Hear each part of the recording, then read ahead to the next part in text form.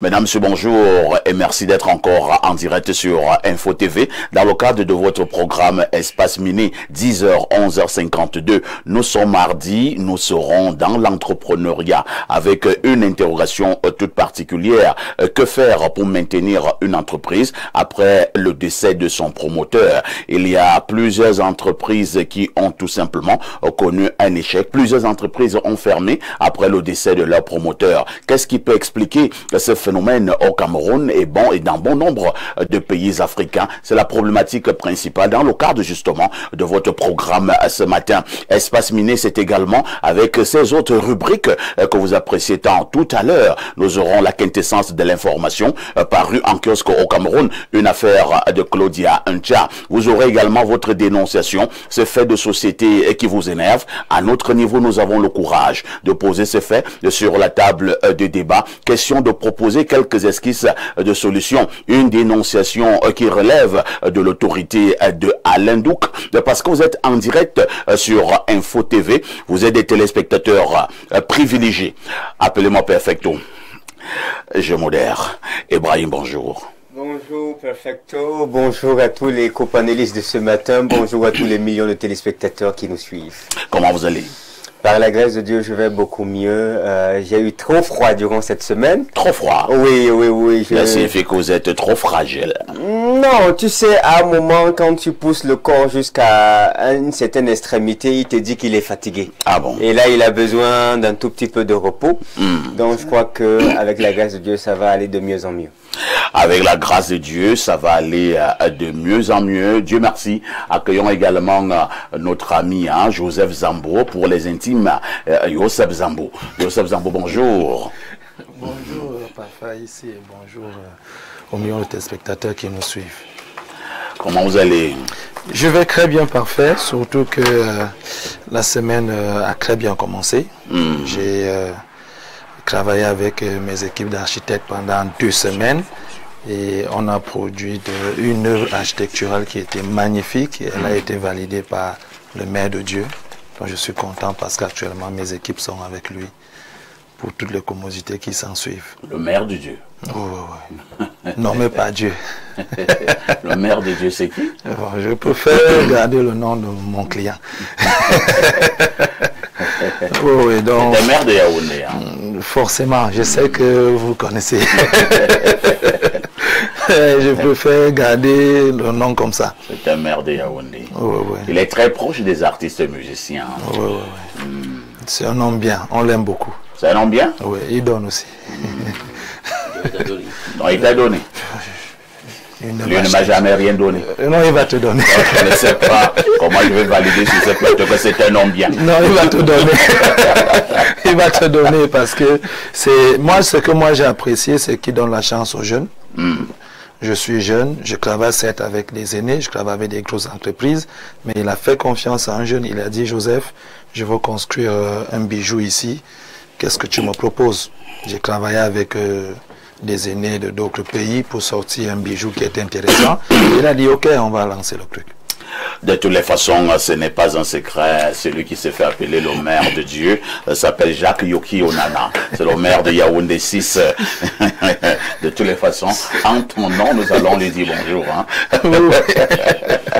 Accueillons également en face de vous Joseph Zambo, un aîné qui nous a retrouvés. Il s'agit du docteur Ekoto Paul Thierry. Docteur, bonjour. Bonjour, parfait. Comment vous allez? On fait avec, on était sur le terrain pour sensibiliser la jeunesse par rapport à la période électorale qui est là, sur la cyber-responsabilité, parce que c'est le moment ou jamais où nous devons intensifier la sensibilisation sur les discours violents qui sont sur les réseaux sociaux en ce moment. Et nous avons fait... disons ça comme ça, un grand parcours où on a travaillé avec certains acteurs, des enseignants, des hommes religieux, et puis même que les concernés, c'est-à-dire les masses critiques, les jeunes et les autres populations. Donc, Je souligne que vous êtes écrivain, vous êtes également expert donc en cyber-responsabilité, en cyber-criminalité. Oui, oui, Et vous dites qu'en période électorale, comme c'est le cas actuellement au Cameroun, il faut redoubler de vigilance, il faut sensibiliser encore au maximum. Tout à fait, c'est ce que je disais l'entame, c'est le travail que nous avons fait pendant la période du mois d'août, la période où les jeunes se regroupaient dans des mouvements culturels et même les hommes politiques. Ça a été très bien accueilli, surtout que nous avons attiré l'attention sur les conséquences, parce que lorsque les gens font des discours sur les réseaux sociaux, ils ne savent pas que ces discours, tous ces messages sont stockés quelque part. Ah bon? Enfin, oui. Donc rien ne se perd. Non, ne vous embrouillez pas à supprimer quelque chose. C'est archivé. Regardez, Google a fait son travail. C'est bien de le dire, hein? Le plus difficile à comprendre, c'est que Google fonctionne en miroir. Monsieur Zambo supprime, le frère qui est en face là, il se regarde. Dès qu'il supprime, vous se regardez. Ça tourne en boucle comme ça. De toutes les façons, c'est des déjà supprimé, continue. Et aujourd'hui, c'est pas un secret.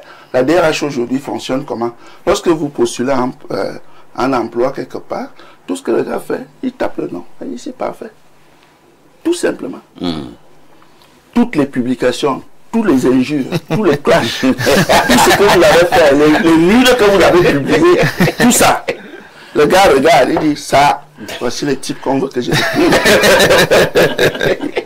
Il imprime, le pool de saisie imprime, et puis on envoie au DG, on dit que vraiment, ton type là, Zambola il est performant, mais si c'est ça qui va vendre notre société, mieux on reste comme ça. Je pense que nous allons couper cet extrait, et nous allons vraiment balancer cela. Nous pouvons rire, on peut sourire, mais c'est très pertinent. Ah ouais, tout ce que nous faisons sur les réseaux sociaux est archivé. Oui. 50 ans plus tard, ça va vous rattraper. Toujours. Il faut le marteler, hein, parce qu'il y a une race d'individus là qui pensent que les réseaux sociaux c'est un jeu. 50 ans plus tard, ça peut te rattraper. C'est pour ça que nous insistons sur la cyber-responsabilité. Voilà. Sois responsable de tout ce que tu vas diffuser, de tes contenus que tu vas mettre sur les réseaux sociaux. Les insultes, les injures, les calomnies, les médisances et tout, c'est archivé. Le parfait aujourd'hui, c'est que lorsque vous êtes devant un tribunal, le procureur ne cherche pas de témoins. Hein. Non, non, non, la cellule de cybercriminalité fait le boulot. Est-ce que c'est un récidiviste? Est-ce que c'est un habitué des faits? Oh, monsieur le président du tribunal, vraiment, docteur Lekotola, son sport favori, c'est insulter les gens. Ça dit que ça va tout de suite. Ça dit que c'est à peine on a appelé, à peine on a rendu. C'est bon. On a rendu le verdict tout de suite. Voilà, ça c'est bien. Et il fallait le dire encore ce matin. Et vous l'avez dit, vous serez avec nous tout au long de ce programme. En face de vous, nous accueillons notre invité permanent, Alain Dou, bonjour. Bien le bonjour, parfait. C'est un plaisir d'être là dans ce programme journée thématique Espace Mini. Programme qui règne en maître sur la plage 10-12 en Afrique au sud du Sahara. C'est un plaisir d'être là et de retrouver Maxime Julien, de retrouver Big Z comme je l'appelle, et de retrouver Monsieur Ekoto sur le plateau. Merci pour cette mise en garde. Avec ta permission parfaite, je vais saluer un de nos fidèles téléspectateurs, coach de football et enseignant d'éducation physique et sportive du côté du Septentrion. Il s'appelle Joseph Yassi, avec toute la communauté, la grande communauté des supporters et des fans d'Espace Miné du côté du Grand Nord. Le Grand Nord. Le Grand Nord. Nos amis du Nord, hein. Nous les aimons bien, la Damawa, le Nord et l'extrême Nord, bien de choses. Donc à ceux qui nous regardent de ce côté, on dira également bonjour ce matin à ceux qui nous suivent 5 sur 5 du côté du sud-ouest et du nord-ouest. Nous appelons la partie anglophone au Cameroun. Bonjour à tous ceux qui sont du côté du littoral, du côté de l'ouest et plus particulièrement dans le Noun. Oui, oui, j'aime les gens du Noun. Hein. On n'oublie personne, parfait. On salue tout le monde, tout le triangle national, toute la diaspora tellement fidélisée à ce programme. Vous le savez, moi c'est Alain Douk et je ne modère pas. Monsieur le modérateur, le sardon Kouta. Si vous êtes du centre, recevez nos salutations. Bien des choses à nos amis de l'Est, mais également du Sud. Maintenant, si par contre vous nous recevez 5 sur 5 du côté de l'extérieur des frontières, Dieu seul sait combien ils sont nombreux qui nous regardent à l'extérieur du Cameroun. Les messages sont un indicateur indéniable. Du côté de l'Angleterre, sentez-vous saluer. Du côté des États-Unis, du côté de l'Allemagne, des Émirats Arabes Unis, de la Corée du Nord et de la Corée du Sud, on dira bonjour à nos amis de la France, de la Suisse, de la Belgique. Et pourquoi ne pas saluer nos amis du Gabon, de l'Italie, ceux qui sont du côté de l'Algérie, du Maroc. Ça faisait longtemps, on n'avait plus eu certains messages du Maroc. Hein. De toutes les façons, si par contre vous êtes au Tchad, en RCA, et que sais-je encore, tous les téléspectateurs à travers le monde, sentez-vous saluer à 10h, 11h52, qui dit mieux.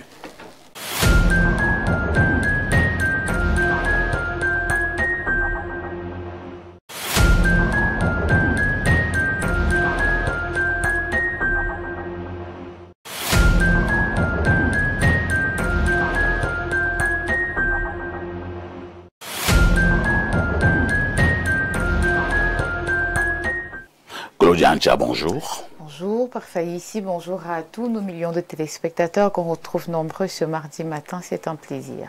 Vous ressemblez à une fille arabe, hein? Une fille Peul. Ah, vous aimez plutôt les Peuls? Oui, elles sont belles, elles sont de très belles filles. Les Peuls. On les retrouve du côté du Grand Nord. Du Grand Nord, tout à fait. Les Peuls. Le président Amadou Ahidjo était un Peul, hein? Ah, d'accord. Oui, le président Amadou Ahidjo, c'était un Peul. Je m'abstiens de citer les autres. Comment as-tu passé la nuit, Claudia? J'étais à fond dans le travail. J'avoue que j'ai pas du tout dormi. Ah bon? Il faut toujours trouver un peu d'espace pour dormir. Hein. Oui. C'est important. Le sommeil en lui seul, sous le contrôle des médecins, est déjà réparateur. Et il faut bien dormir. Pour les adultes, on dit qu'il faut en moyenne 8 à 9 heures de sommeil par jour. J'avoue que moi, j'ai en moyenne 4 heures de sommeil par jour. Donc, du coup, parce que je dors toujours vers 1 heure du matin. Et vous savez pourquoi? Non. Parce qu'habituellement, je regarde toujours la rediffusion d'Espace Miné qui débute à 22h30. Chaque jour? Chaque jour. Puisqu'il faut faire l'autocritique. L'autocritique. Et pour hier, qu'est-ce qui s'est passé? C'était fabuleux. D'accord. Claudia? Oui, parfait. Que disent les journaux? Parfait, ici les journaux sont en kiosque ce matin et voici donc les événements qui ont marqué l'actualité au Cameroun ces dernières 24 heures. À la une ce mardi présidentiel 2025, le quotidien Info Matin parle donc d'Ayos qui est à 100% avec Paul Biya. Engagement réitéré ce 29 septembre par les militants et sympathisants du parti au pouvoir, voire toutes les populations venues célébrer la paix de vivre ensemble dans cet arrondissement cosmopolite d'Union Ifoumo, région du centre. À la faveur du grand meeting de lancement de campagne très fort couru, présidé à la place des fêtes par le président de la section RDPC d'Union Ifoumo Nord, Paul Ndongo Bikoy, par ailleurs chef de la commission communale de campagne et non moins maire de Seyan, cérémonie grandiose relevée par la présence des autorités diverses et variées, des élites de la localité, notamment Joseph Betty, son membre titulaire du comité central du RDPC qui accompagnait son épouse, Reine Félicité Betty Assomo. Les échos de cette cérémonie sont à lire de la page 2 à 3. Nous prenons à présent la route de la Mofoué à Famba avec le cri hebdomadaire La Météo. Dieudonné Vin, qui est au parfum de cette actualité, nous dit ce matin que Paul Biya est le choix du cœur et de la raison. Ce 29 septembre, un fou chef-lieu du dit département lors du meeting de lancement de la campagne superbement organisée. Le président de la commission départementale de campagne, Luc Magloire Magatangana, par ailleurs chef de la délégation permanente départementale du comité central du RDPC, a également recommandé aux populations autochtones et allogènes de voter utile. C'était en présence des autorités administratives, municipales et traditionnelles, des élites, des invités spéciaux ainsi que d'une foule de grands jours. On parle également de cette campagne électorale avec le quotidien Capto Public Cameroun Tribune. Marie-Claire Nana écrit ce matin à l'épreuve du terrain. Après les grands meetings de lancement samedi et dimanche dernier, les états-majors des différents candidats mènent désormais des opérations de proximité à travers le pays au moment où le financement public est mis à la disposition par l'État. Apprend-on. Le quotidien Mutation nous retrouve également dans cette revue de presse. On présente ici Joseph Dion Gouté, je suis les jambes du président. Lors du meeting de lancement de campagne à Boya, le Premier ministre a répondu aux allégations sur l'âge et la longévité de Paul Biya. Selon le chef du gouvernement, le Sud-Ouest doit renouveler son pacte de confiance avec le candidat du RDPC. La page 7 nous renseigne davantage sur cette actualité. Avant de poursuivre avec le jour, lisons donc les petites unes du quotidien Mutation. On revient en page 4 sur l'affaire Martinez-Zogo, enlevé et électrocuté. Peut-on lire? Suit donc des témoignages devant le tribunal militaire. Et puis cette actualité en nécrologie. Serge Pout, adieu l'artiste. Voici donc le jour qui nous permet de poursuivre avec cette actualité concernant la présidentielle du 12 octobre 2025. Un manifeste contre le tribalisme écrit à Manmena en page 4. Le billet hebdomadaire Le Point fait également le point sur la campagne électorale qui a été officiellement lancée au Cameroun le 27 septembre dernier. Le RDPC de Paul Biya était aux 4 coins du pays, procédant à une aventure ou encore à une ouverture à l'américaine.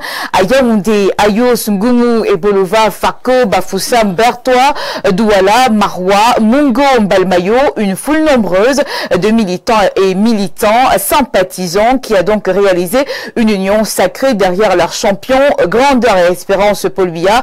Les flammes s'embrasent en page 11. On parle également du scrutin du 12 octobre avec le quotidien Le Messager. L'appel au sursaut national, directeur régional Afrique ou National Democratic Institute for International Affairs, Christopher Formio, croit dur comme fer qu'avec un leadership bien élu et légitime, le Cameroun peut se réconcilier et se reformer à fond après ces dernières décennies de gaspillage et des déclins injustifiés. La page 9 nous renseigne davantage sur cette actualité. Le climat social parle donc de cette présidentielle 2025. Paul Biya, la force tranquille de l'expérience et de l'espoir. Lire la page 3 pour en savoir davantage. On parle également de Laurent Serge Etundingwa, un bâtisseur infatigable. Le portrait de la semaine est à retrouver en page 11. Passons à présent la parole à la nouvelle expression qui s'intéresse aux affaires foncières. Transparency International, le temps pour moi, interpelle les candidats. Selon le président de cet organisme au Cameroun, les 12 prétendants à la magistrature suprême sont étrangement muets sur les questions foncières, des sujets à l'origine de tout le monde de tensions sociales, qu'elles sont de nature à provoquer des guerres fratricides au Cameroun, apprend-on. Je clôture cette revue de presse avec le du Sahel, le quotidien régional d'information du Nord Cameroun qui nous amène du côté de Gansé. Guiba Gatama raconte comment 2 terroristes de Boko Haram ont neutralisé la population. Merci Claudia pour toutes ces informations fraîches parues donc en kiosque au Cameroun comme d'habitude. Nous te souhaitons une excellente journée de mardi. Bonne journée à vous également parfois ici, surtout bonne suite d'émission. À demain 10h. À demain 10h. N'oublie jamais le conseil. Petite Claudia, tout ce qui brille n'est pas or, ma petite reste très très prudente. Merci. Nous allons encore marquer une touche pause.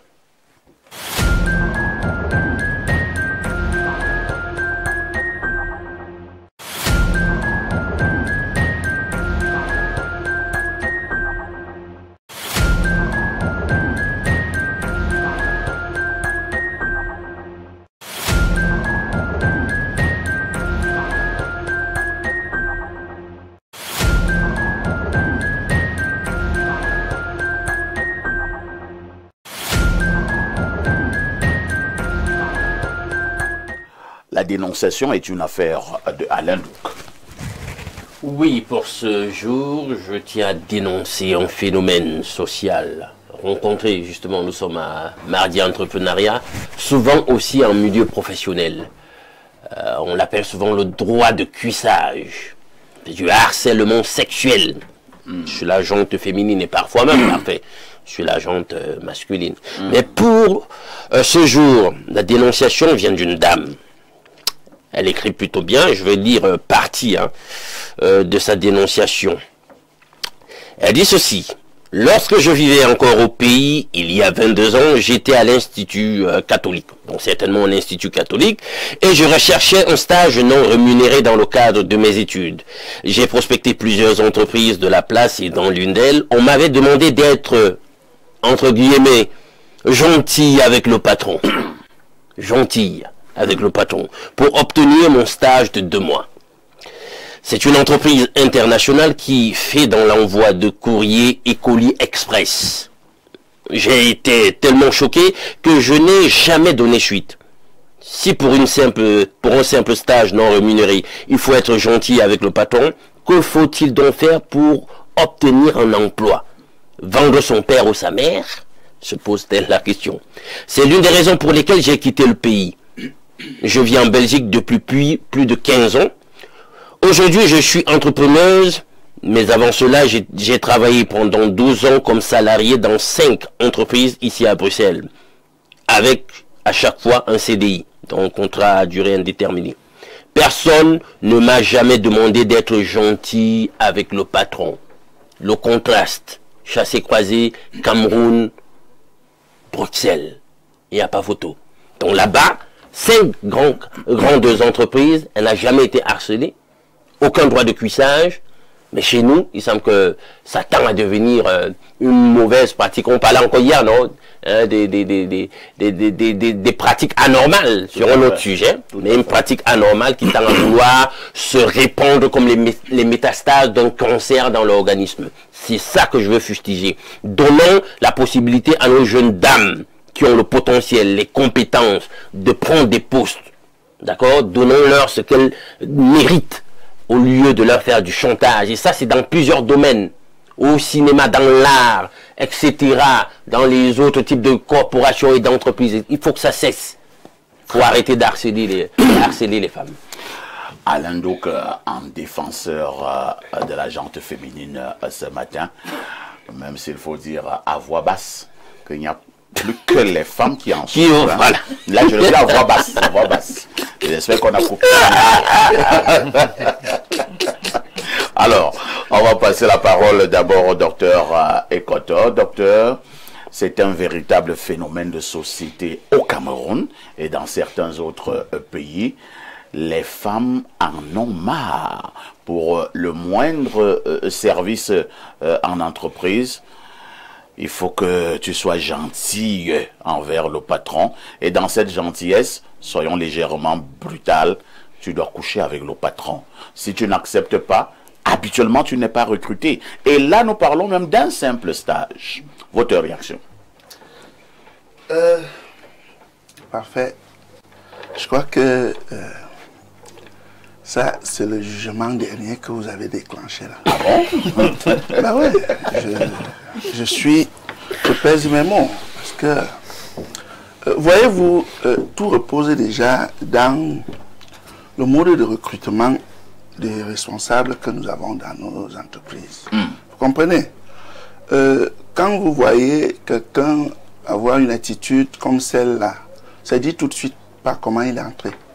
Est-ce que vous comprenez? Tout à fait. Ailleurs, je ne vais pas faire... je ne vais trahir personne ici. Quelqu'un va te dire, si tu ne m'envoies pas en route, tu sais combien j'ai fait pour avoir cette affectation. Vous comprenez? C'est dire que je parle du jugement dernier parce que c'est l'iceberg. Vous avez touché le petit bout. Mais je vous dis que si on déroule jusqu'à la base de la pyramide, c'est ahurissant dans les églises, partout, partout. C'est dire que dans les compositions politiques, c'est pire, c'est cauchemardesque. Or, partout, au niveau à l'international, on demande de promouvoir, n'est-ce pas, l'approche genre. L'approche genre. Ça veut dire que si vous prenez les hommes, pensez aussi aux femmes, pensez aux jeunes. Vous comprenez? Tout à fait. Mais la pratique donc, pour certains, ça devient le lion qu'on a installé dans la cage à moutons. C'est-à-dire que tu dois payer. C'est le péage. C'est le péage. C'est le péage. Et c'est des attitudes que nous dénonçons au quotidien. Les autres appellent cela le droit de cuissage. Le droit de cuissage. Et la conséquence immédiate, c'est que celle qui cède, elle aura le poste au détriment de la perfection, celui qui est professionnel. On se retrouve avec des entreprises médiocres, on se retrouve avec un personnel qui n'est pas productif, et on commence à fustiger pour dire que en Afrique, les gens ne sont pas compétents. Les gens, vous croisez quelqu'un qui a de la performance professionnelle en train de vendre un plateau de bananes sur la tête, et celle qui n'a rien fait, parce qu'elle a cédé, comme dit le frère, elle a payé le droit de cuissage. Elle arrive, elle fait son make-up. Je vous raconte un petit truc, je voudrais aller payer une facture je ne vais pas donner le nom, c'est très grave. Le montant, le montant,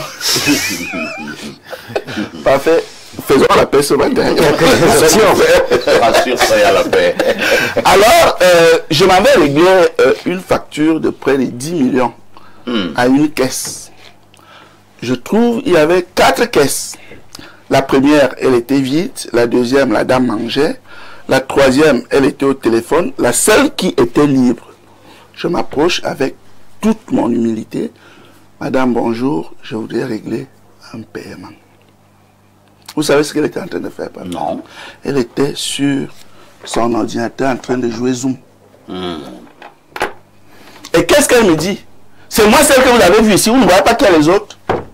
J'ai sorti le paquet d'argent, j'ai dit, madame, c'est cet argent qui paye votre salaire. Ailleurs, on m'aurait même courtisé. Tout à fait. Et ça, c'est le comportement atypique des gens qui entrent par la porte du droit de cuisage, comme on dit. Elle sait qu'elle est la protégée du grand patron. Personne ne va rien faire. Personne ne va rien faire. Et elle s'en fout éperdument. Que l'entreprise perde de l'argent ou gagne de l'argent, c'est pas son truc. Et elles sont toujours les premières à réclamer les salaires à la fin du mois. Donc, c'était ça ma première pensée. Merci, hein, docteur Ekoto, Ibrahim, Maxime, Julien. Phénomène grandissant. Certaines femmes, hein, ou plusieurs femmes, ont tout simplement payé les frais dans bon nombre d'entreprises. Quand nous disons entreprises ici, ne voyez pas simplement des entreprises privées. Même dans le public, le même phénomène existe dans des ministères. Ici de suite, la femme est harcelée à un niveau où elle n'en peut plus. Pourquoi certains patrons pensent que les femmes qui viennent demander des services dans leurs entreprises, ou alors qui travaillent dans leurs entreprises, sont la propriété privée? Alors, parfait, ici, la question, elle est véritablement embêtante parce que la source, elle est très profonde. C'est-à-dire qu'elle est liée à l'environnement que nous avons. Ça, il faut le dire. Depuis plusieurs décennies aujourd'hui, ce qui nous entoure, c'est-à-dire médiatiquement dans les réseaux sociaux, va vers la perversion de l'homme. C'est-à-dire qu'on n'avait pas avant beaucoup de scènes qui nous amenaient à penser à l'acte sexuel à tout moment. Et donc, avec la dépravation de ce qu'on assiste actuellement, les gens, c'est comme s'ils veulent tirer partout. Et à un moment, tu te mets à réfléchir, mais tu te dis peut-être, est-ce que c'est pas humain? C'est-à-dire, on a révélé son animalité. Et il n'y a pas une différence, l'animalité de ceux qui sont dans le privé et de ceux qui sont dans le public. Tous là, ce sont des hommes. Et vous voyez, il y a eu le contraste que Alain Douk a fait tout à l'heure entre le Cameroun et puis la Belgique, si je ne me trompe. Mais il faut savoir que ça n'a pas aussi été différent là-bas. Hein. Il a fallu que l'État frappe fort et qu'elle dise, eh bien, c'est terriblement interdit d'harceler sa collaboratrice, son employé. On parle de droit de cuissage, c'est écrit dans quel texte de loi, droit de cuissage? Ça existe dans quelle constitution? Ça n'existe pas. C'est une invention camerounaise. C'est une invention camerounaise qui est illégitime et qu'il faut dénoncer. Au-delà de la dénoncer, parfait, ici, il faut peut-être établir sa contre-argumentation ou sa contre-loi. Moi, j'aimerais beaucoup à ceux-là qui prennent des lois au niveau du Parlement, qu'on mette une loi qui dit, écoutez, on peut mettre un monsieur à 5 ans d'emprisonnement parce que il a procédé au droit de cuissage. Et puis, à cette dame-là qui accepte le droit de cuissage, écoutez, la beauté, il y a un ami qui m'a dit, Ibrahim, tu sais, il faut que tu restes fidèle à ta femme parce que dans la vie, il y aura toujours une femme plus belle que ta femme. Il y aura toujours une femme plus intelligente que ta femme. Il y aura toujours une femme plus douce que ta femme. Mais ce que tu dois comprendre, c'est que ta femme reste ta femme. Ce que je veux dire à celle qui accepte le droit de cuissage, c'est que bientôt, il y aura une femme beaucoup plus belle que vous. Beaucoup plus douce que vous. Beaucoup plus intentionnée que vous. Et les yeux du patron, là, vont aller aussi de ce côté-là. Donc, ce que vous pensez avoir saisi ou mis en sécurité comme une garantie, c'est une erreur. Le mensonge a des courtes jambes. Le mensonge a des courtes jambes. Youssef Zambo, que doivent faire les femmes? Est-ce que les femmes doivent s'entendre entre elles pour réfléchir sur cette affaire? Est-ce que les femmes ne doivent pas également mettre sur pied un certain nombre de stratégies pour pouvoir échapper à ces harcèlements, à ces droits de cuissage, ainsi de suite? Et l'expression est très belle. Hein? On te dit calmement, il faut être gentil avec le patron. Il faut être gentil avec le patron. Ça veut dire ce que ça veut dire. Bon, en tout cas, le mot gentillesse ne veut pas dire ça. Il faut qu'on reparte au dictionnaire. Ouais, parce que je ne sais pas si... Non, mais le langage est codé. Voilà, est codé. Contextualisé. Voilà, il est idiomatique. Non, mais en tout cas, moi, je pense que déjà, les femmes doivent réfléchir à centraliser l'attention sur leurs compétences. C'est ça, en fait, la problématique ici. Plusieurs femmes, surtout pour le cas de l'Afrique, n'ont pas très souvent confiance en elles. Elles se disent toujours qu'elles ne peuvent pas, elles se disent que c'est compliqué, c'est des métiers des hommes, c'est pas des choses qui sont faites pour des femmes. Et à un moment donné, elles se disent que si on l'apprend, c'est même une faveur. Oui, c'est une faveur, c'est une grâce, donc du coup, il faut être gentil. Donc, parfois, elles se retrouvent psychologiquement préparées à être gentilles avec le patron. Donc, ça fait que... Et comme c'est des énergies qu'on dégage, le patron, il voit des failles de quelqu'un qui veut être gentil.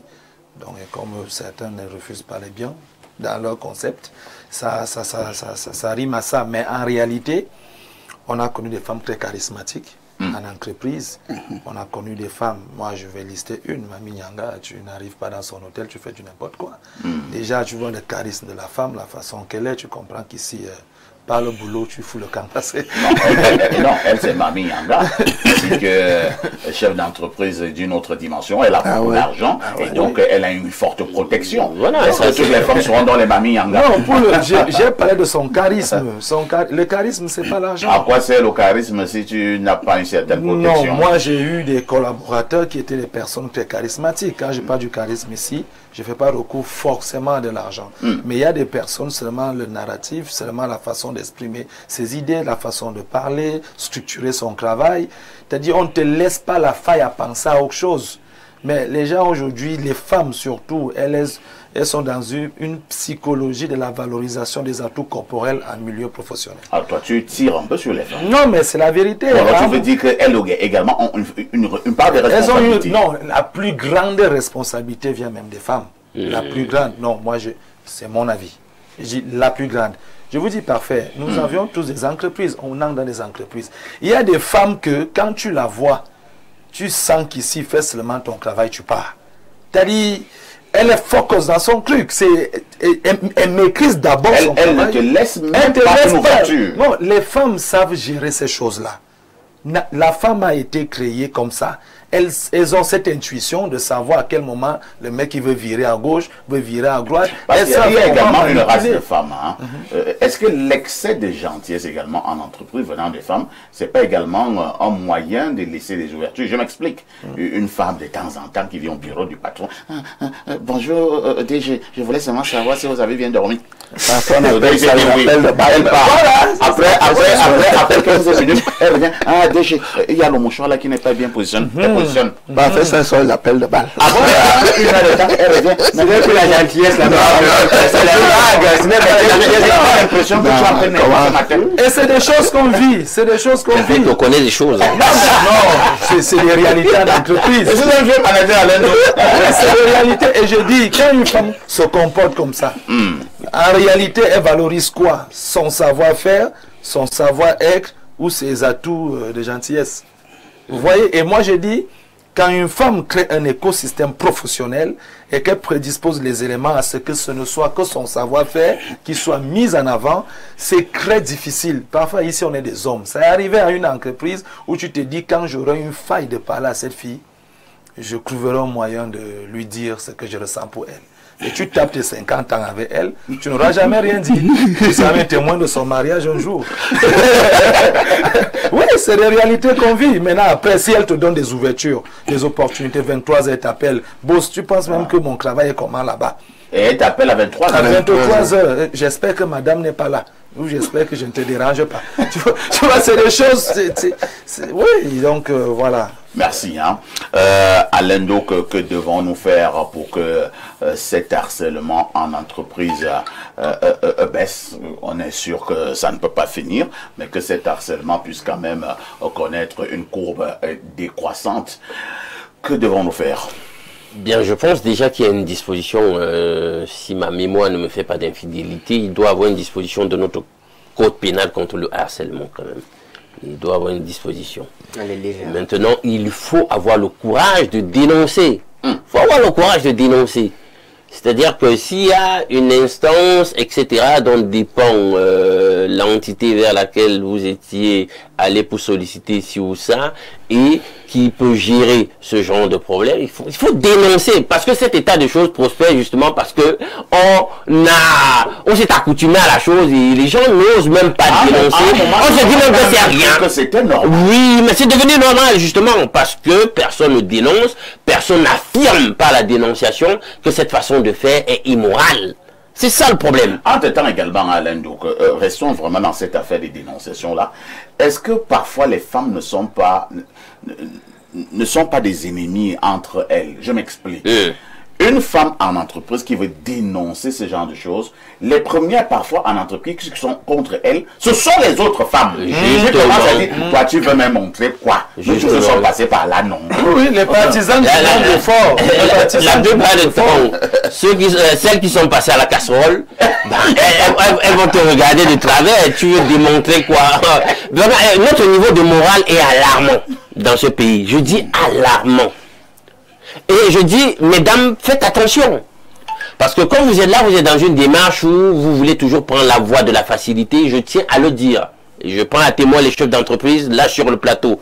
Parfait, toi qui as été manager, directeur général, par le passé et tout. Il faut que les chefs d'entreprise comprennent qu'en réalité, c'est pas des faveurs qu'ils accordent aux gens lorsque des gens vous apportent leur force de travail. Non. Les amis, si tout le monde décide de ne pas travailler, ils font comment pour être promoteurs d'entreprise? Ils vont occuper tous les postes eux-mêmes, produire eux-mêmes, etc. Ils ne peuvent pas. Ils ne peuvent pas. Qui perd plus? Vous êtes des partenaires de celui qui vous emploie. Arrêtez de vous considérer, comme on a utilisé le mot, le substantif ressources. Donc finalement, il y a une chosification de nos propres personnes. Et dans le subconscient, on a fini par se dire que nous sommes des choses que les patrons peuvent utiliser. N'importe comment. Donc tu viens commander le travail. Tu ne viens pas commander le travail, tu viens apporter une expertise, apporter une compétence, solliciter un partenariat. Commencez déjà à changer votre mindset là, en tant que travailleur, parce que c'est là où les problèmes commencent.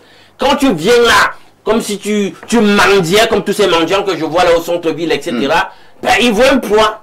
Hein? Et plusieurs patrons, plusieurs hauts responsables dans certaines structures publiques, parapubliques, etc., avec le contexte qui est le nôtre, où plusieurs sont dans des fratries occultes, etc., et voient au travers du marasme de la précarité qui existe, voilà, toutes ces jolies femmes, d'ailleurs les Camerounais sont très belles, ben lui il va s'approvisionner, hein. Il va faire de la magie sexuelle, il va vous pensionner énergétiquement, tour à tour, autant que vous êtes, et tant pis, lui ses affaires vont marcher, et vous, je ne sais pas comment vos affaires marchent aussi. Donc faites attention les amis.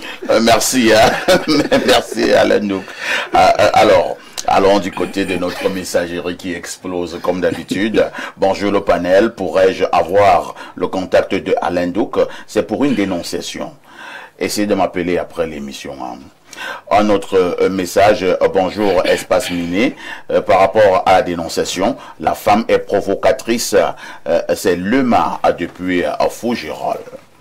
Une autre contribution. Nous prenons ce message. Bonjour Perfecto et un bonjour particulier à l'honorable Équateur, grand humaniste. Wow. Un adage dit, c'est le jour que la femme découvre qu'elle est belle et qu'elle commence à se prostituer. L'accoutrement de celle-ci lors du dépôt du dossier dit tout. C'est Socrate depuis le marché central. Bonjour au plateau, très belle thématique. Heureux de revoir l'équipe Choc. Hein. Je pense que vous faites je ne sais pas, qu'est-ce qu'il dit? Il dit, je pense que vous faites vous-même violence en refusant de parler politique, ne serait-ce que de faire le rapport de ce que les partis politiques font sur le terrain en cette campagne électorale, comme d'autres médias le font. Par exemple, Espace Miné pourrait devenir espace électoral juste le temps de la campagne. Merci, El Perfecto. Merci également. Mais Perfecto, j'ai une question à te poser. Oui. Est-ce que nous, on est obligé de mettre notre girouette dans la direction du vent, toujours? Non. Pas forcément. Non.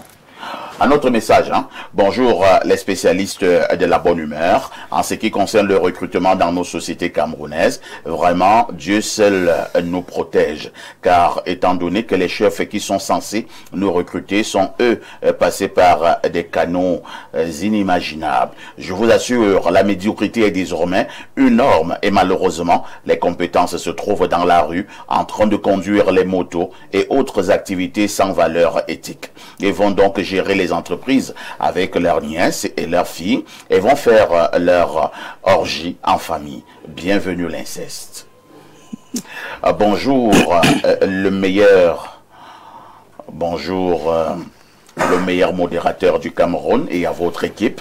Merci pour la dénonciation de ce matin. J'ai travaillé dans une radio de la ville de Yaoundé, fraîchement diplômée et heureuse de l'opportunité qu'on me donnait. On nous disait qu'on va nous donner 50 000 comme salaire. Honnêtement, on n'avait plus la tête à prouver. Le montant n'était pas notre priorité. Au bout du deuxième mois, sans salaire, on va rencontrer le boss. Que c'est comment? Le père nous appelle individuellement dans son bureau pour expliquer sa vision, qu'il faut croire en lui et que comme je suis belle, là, je peux me rendre dans une grande société dont je vais taire le nom et avec ma beauté lui ramener des sponsors qui peuvent payer 3 millions pour une publicité dans sa radio. Choqué, je me suis demandé donc si je dois me prostituer. C'est pour rendre riche ce pseudo-patron qui se dit pasteur en plus. Comme je suis sorti de là, j'ai décidé que c'est bon, mieux je pars laver le sol chez ma mère. C'est Isabelle depuis Douala. Voilà, ça fait mal, hein? Oui, mais sauf que là, il faut voir la stratégie. Je crois qu'en entreprise, on a toujours des personnes qui ont l'image ou qui sont une vitrine à laquelle on peut faire passer le service commercial pour accrocher certains marchés. On a souvent eu en entreprise des patrons qui disent que bon, renvoyez-moi l'équipe qui était venue la dernière fois. J'aime bien. Même vous-même, le patron, voulait partir faire le deal, la personne veut rencontrer la responsable commerciale. Il y a des structures spécialisées pour ça.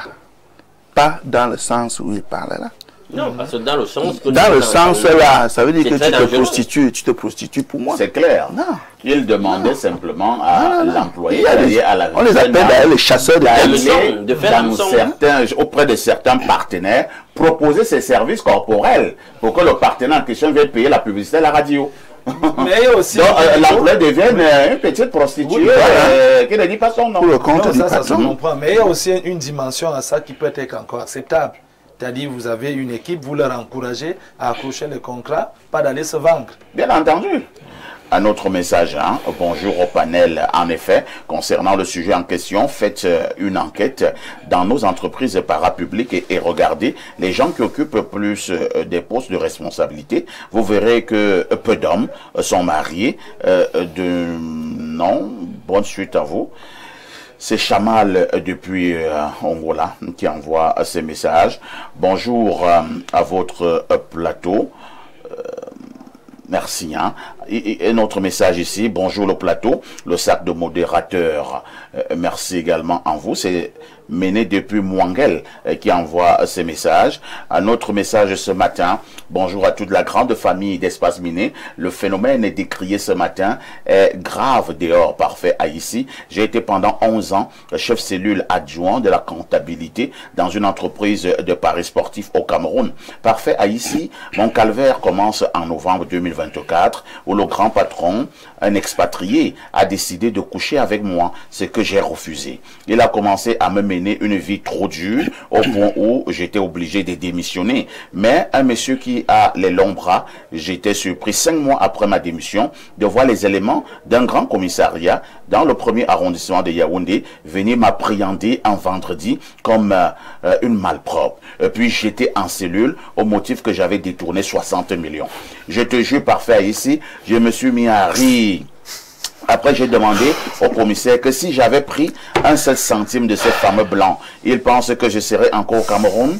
Une semaine après, le commissaire m'a remis en liberté et le problème est fini comme ça jusqu'aujourd'hui. C'est Samy Donkouaban qui envoie ce message. Il faut porter plainte. Ça peut encore passer aujourd'hui. Attends, Samy même c'est qui? C'est une femme ou bien c'est un homme?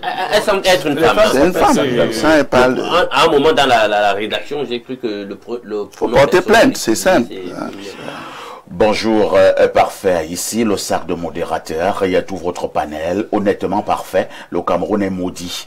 Et à une vitesse plus grande que les plans du diable. Non, le Cameroun est béni. Non, le Cameroun est béni. Son Cameroun est maudit. Il y a pas mon Cameroun. Pas mon Cameroun. Il continue en disant vivement que vous lancez la recherche des sacs des exorcistes et spiritualistes de haut niveau pour essayer de délivrer ce pays. L'harcèlement sexuel est déjà le CV pour être recruté dans ce pays, dans certaines structures. Tout est mélangé, homme ou femme. C'est Boris Jimmy qui envoie ce message. Nous allons prendre peut-être 3 dernières contributions. Bonjour, parfait, Haïti.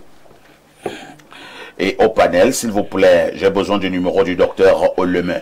Quand on appelle votre numéro après l'émission, ça ne passe pas, s'il te plaît. Tout ça, tu sais, parfait, il n'a pas tort. Hein? La dernière fois, il y avait au moins 15 appels pendant qu'on était en train de travailler avec 1000 messages, tu ne vous connais pas. Tu n'avais pas le temps, donc. C'est compliqué, hein? Il faut insister. Vous savez, la voie qui va au bonheur est toujours jonchée d'embûches. Il faut insister. Je finirai par prendre un autre message. Hein? Qu'est-ce qu'on nous dit ici? Parfait. Le mot gentil n'est pas toujours connoté à appel de balle. Toi-même, tu demandes souvent, sans arrière-pensée, à petite Claudia d'être très gentil envers toi. Voilà, dérangeur. Incroyable. Tu cherches à moi aujourd'hui. Un autre message. Hein? Bonjour parfait et bonjour à tout le panel. Par rapport à la dénonciation, je pense que l'État devrait mettre en place des contrôles pour ce problème. Si une femme refuse des avances, elle est licenciée. C'est Richard de Simbouk qui envoie la préoccupation. Bonjour Perfecto et au panel. Je pense que si les femmes n'acceptent plus, ce phénomène va baisser. Mais le problème est aussi que le taux de chômage est alarmant. Mais j'ai une question Perfecto. Est-ce que tu penses que certains hommes sont harcelés ou dragués par leurs collègues femmes? Boris de Fouda, je dis rapidement oui. Oui. Ça existe. C'est même là-bas que c'est grave. Ouais. Il y a des collègues femmes qui draguent leurs collègues hommes. Et il y a même dans certaines entreprises, tu as une patronne qui commence à harceler son collaborateur de rang inférieur qui est un homme. Ah ben oui, ça existe. Ou bien même des subalternes qui harcèlent le boss. Oui.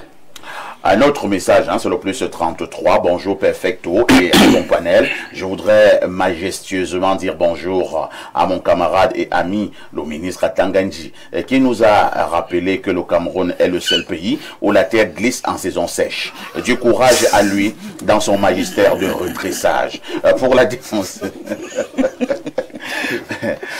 Le message est passé. Hein. Il continue pour la dénonciation de notre ami Douk. Bien que singulière et pertinente, elle ne reflète pas fidèlement la réalité du monde du travail occidental lorsqu'il tente d'établir des comparaisons. En effet, le clientélisme, le déni d'initié et le droit de cuissage, pour reprendre ces termes, sont des phénomènes bien réels dans les entreprises et les institutions publiques occidentales. Cette argumentation, que l'on pourrait qualifier de spécieuse, ne résiste pas à l'examen critique. Il est permis de douter de la véracité des propos de cette femme. femmes. C'est Dr Fabio Tama à partir de Paris. Il faut aussi relativiser les propos du docteur. Pourquoi? Parce que ça, c'est son témoignage. Elle a parlé de son expérience. Son expérience. Ce n'est pas pour dire que dans leur contexte à eux, il n'y a pas de harcèlement sexuel. Il y en a. Oui. Bonjour, Perfecto, parfait Zambo a tout dit. C'est Joseph Zambo. Hein. Je dis que je souffre avec l'affaire. C'est vrai que nous avons un collaborateur ici qui s'appelle Parfait Zambo. Alors, Joseph Zambo a donc tout dit. Les femmes sont au premier plan responsables de tous ces abus. Les réseaux sociaux en sont un parfait exemple. Les femmes passent plus de temps à se dénuder pour exprimer leurs valeurs. Elles le font volontairement et c'est l'image même que la femme renvoie dans l'ensemble. Celles qui dénoncent sont très peu nombreuses que celles qui se plaisent dans ce jeu. C'est maths des maths à Douala. Une touche pause s'impose.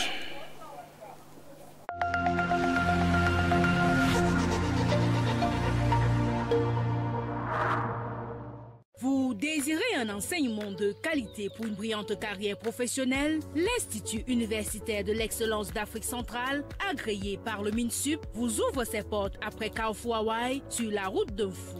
Avec un cadre ultramoderne, les enseignants chevronnés, les infrastructures de pointe, un dortoir et des bus pour étudiants, bénéficiez des programmes théoriques et pratiques innovants en sciences de la santé dans les métiers du droit, commerce, gestion, management, finance, ainsi que les technologies de l'information et de la communication et bien d'autres. N'hésitez plus.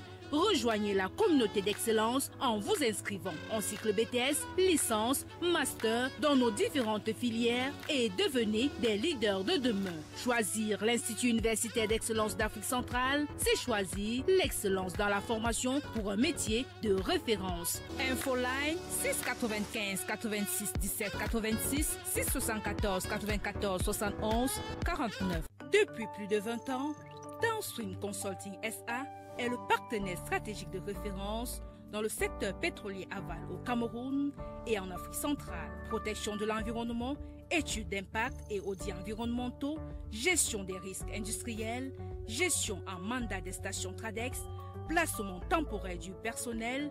Nous garantissons la performance et la sécurité de vos projets. À travers notre centre de formation, nous préparons les professionnels de demain au métier du pétrole, de la sécurité au travail et de la gestion des stations-service. Downstream Consulting SA, c'est aussi la mise à disposition de personnel qualifié, gage de performance pour les entreprises nationales et régionales. Downstream Consulting SA, des solutions d'intelligence au service de vos ambitions.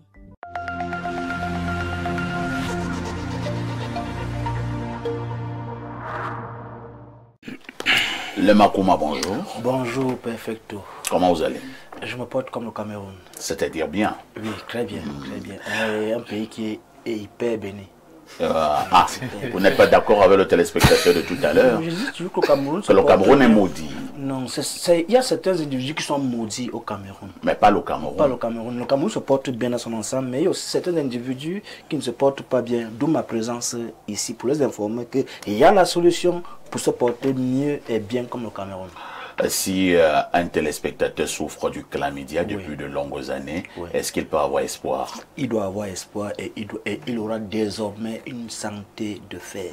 Désormais, avec plan de vie, c'est possible. C'est une réalité désormais pour toutes les personnes qui sont victimes de chlamydia mal soignées ou pas soignées du tout et devenues résistantes. Parce que c'est souvent ça le plus gros problème avec le chlamydia. C'est-à-dire que quand il est mal soigné ou pas soigné du tout, il devient résistant. Oui. Et alors, qu'est-ce que vous apportez comme solution? Comment ça se passe? Nous apportons des solutions avec le produit King Fimic 24 la solution. Quand on dit King Fimic 24 la solution, c'est pas que le chlamydia sous 24 heures. Non, c'est pas possible qu'on puisse guérir, mais qu'on puisse soigner le chlamydia en 24 heures.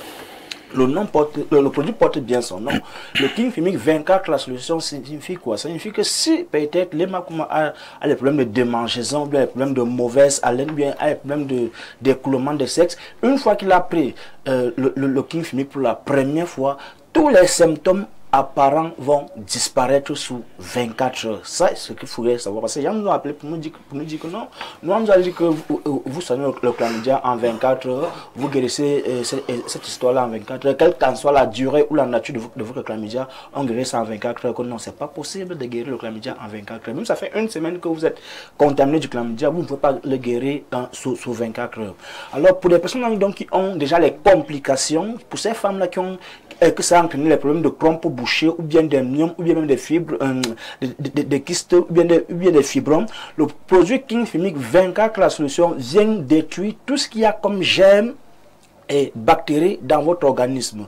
Vous les hommes même qui n'avez pas une bonne qualité de sperme ou bien une quantité normale de sperme, le produit King Fimic vient détruire encore les germes et les bactéries qui sont responsables de la mauvaise qualité et de la crêpe quantité de sperme. Parce que je l'avais déjà dit ici une fois que tout homme produit des spermes normal, mais seulement nous avons donc des germes et les bactéries qui les détruisent et qui les rendent inefficaces à la production. D'où parfois quand monsieur arrive à éjaculation, soit ça va être crêpeux, soit ça va être très léger, ça sort parfois lolo et les spermatozoïdes sont hyper lents et parfois même ils meurent avant de faire le travail, c'est pourquoi ils sont sortis. Alors le produit King Fimic 24, la solution, vient donc régler tous ces différents problèmes. Il nettoie même la ceinture rénale pour des personnes qui ont des problèmes de faiblesse sexuelle, éjaculation précoce, reprise lente. Le King Fimic 24, la solution, il vient nettoyer tout ce qu'il y a comme saleté, que ce soit même les glaives, que ce soit les problèmes de levure, il vient nettoyer tout ça. Même les personnes qui ont un problème de manque d'appétit, qui n'arrivent pas à manger normalement, qui sont constamment constipés, venez prendre votre produit King Fimic 24, la solution. Merci, le Makuma, mais naturellement, vous n'irez pas sans nous coller un mot concernant justement le fameux produit Open Sex. Oui, le fameux produit Open Sex, c'est ce produit-là qui aujourd'hui n'est plus à démontrer par son efficacité et par ses bienfaits, à savoir sur l'augmentation de la taille et du volume de l'appareil génital pour ces personnes-là qui ont un petit appareil génital de manière naturelle, et ceci c'est sans effet secondaire. D'où nous avons donc mis 3 formats sur le marché. Il y a le grand format qui augmente entre 4 et 6 centimes d'augmentation. Nous avons le moyen format qui augmente entre 2 et 4 centimes d'augmentation et le petit qui augmente entre 1 et 2 centimes d'augmentation. Les qui peuvent consommer Open Sex, c'est tout le monde qui peut consommer Open Sex. Si tu estimes que la taille que tu as entre les jambes elle est insuffisante, alors cher monsieur, viens prendre ton produit Open Sex, que tu sois même à Yaoundé ou hors de Yaoundé, que tu sois à Douala ou hors de Douala, ou bien même hors du Cameroun, tu appelles simplement sur les numéros qui sont affichés au bas du petit écran pour pouvoir avoir la taille qui te convient désormais selon ta convenance. Le Makuma, merci d'avoir encore été là ce matin. C'est moi qui te remercie encore. Nous nous disons à très prochainement. À très prochainement. À tout de suite pour la suite.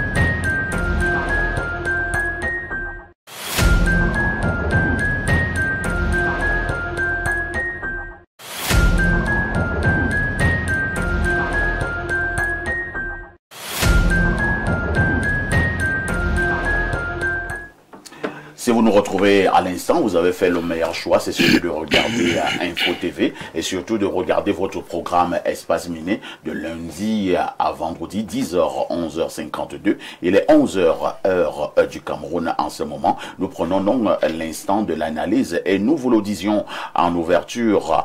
Que faire lorsque une entreprise est tombée parce que le promoteur est tout simplement décédé? Y a-t-il des astuces à mettre sur pied pour éviter que l'entreprise ne chavire lorsque le promoteur ne sera plus là? C'est la problématique principale dans le cadre justement de l'instant de l'analyse de ce mardi entrepreneuriat.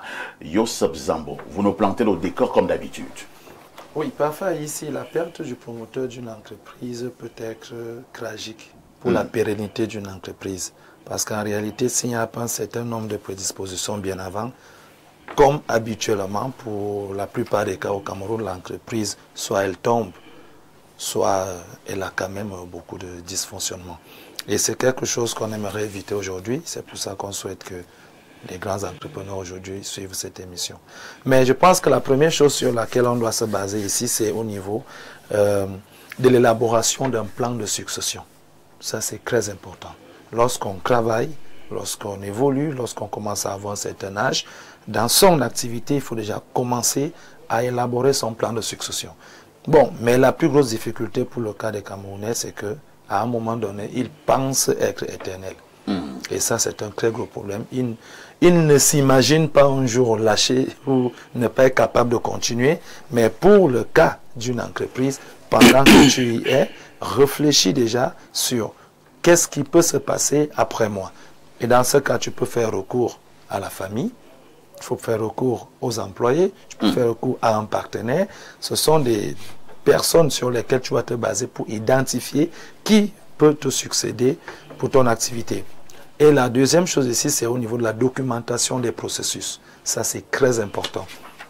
Si dans une entreprise, il n'y a pas de documents qui présentent la manière avec laquelle vous travaillez, les procédés sur lesquels vous vous lancez pour faire fonctionner votre machine entrepreneuriale, ce qui est sûr, c'est qu'après vous, on n'aura pas des manuels, des documents sur lesquels on pourrait se baser pour savoir ce qu'il faut faire à chaque fois qu'il y a une situation. On ne peut pas aller réveiller un mort pour dire, monsieur, à cette étape, tu faisais comment? Non, on peut faire recours aux documents. Ça, c'est très important.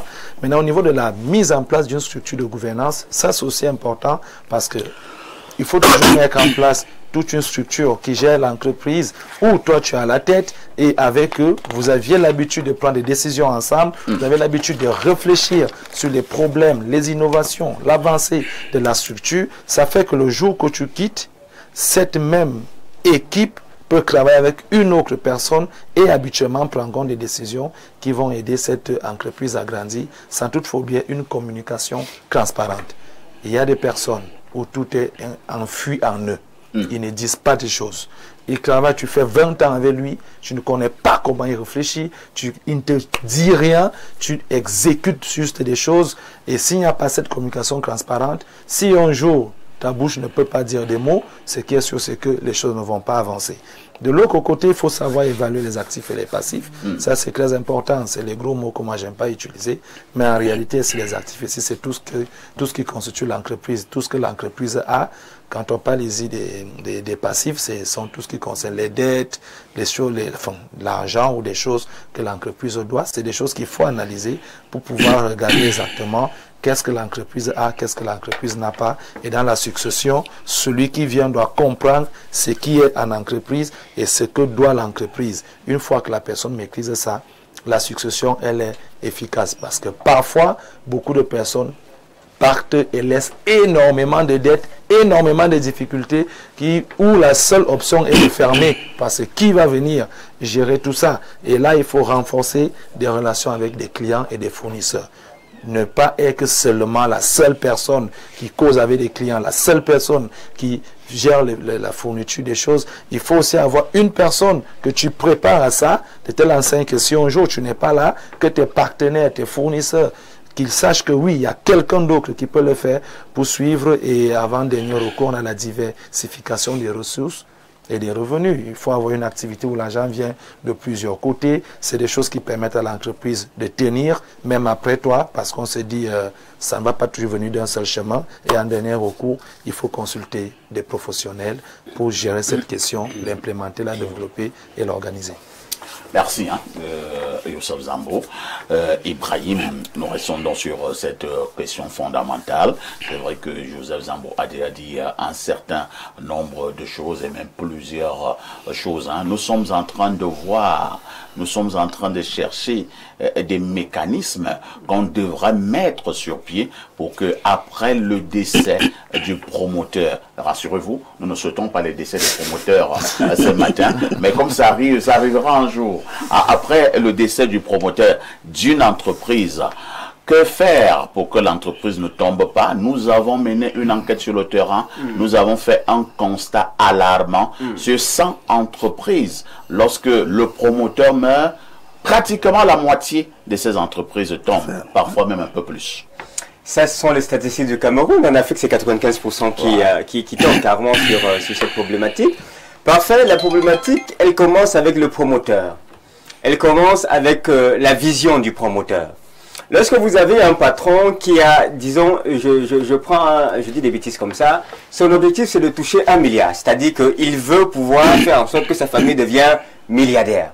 Dès l'instant où il a pu mettre sur pied la structure qui a atteint les 1 milliard, son cerveau ne va pas plus loin que ça. C'est-à-dire que sa vision s'arrête là parce qu'il a atteint les 1 milliard. Et donc, il n'intègre pas le fait dans son esprit qu'il y a nécessité de continuer à progresser parce qu'il se dit, ben, vraiment, si on a déjà 1 milliard, on est rassuré, on n'a plus besoin de faire ci, on n'a plus besoin de faire ça. Et en réalité, ce sont des hommes visionnaires qui pensent dans une dynamique d'expansion, de croissance de leur entreprise, qui savent qu'il est véritablement très crucial de pouvoir avoir un plan de succession ou un successeur qui va continuer le flambeau. Parce que la vision d'un leader peut être atteindre 1 milliard et être milliardaire, ensuite aller là où il veut, voyager comme il veut, faire ce qu'il veut. Tout comme la vision d'un autre milliardaire peut être véritablement, je crois qu'il faut que je nourrisse 150 millions d'Africains, comme cela a été le cas d'Ali Kondagote.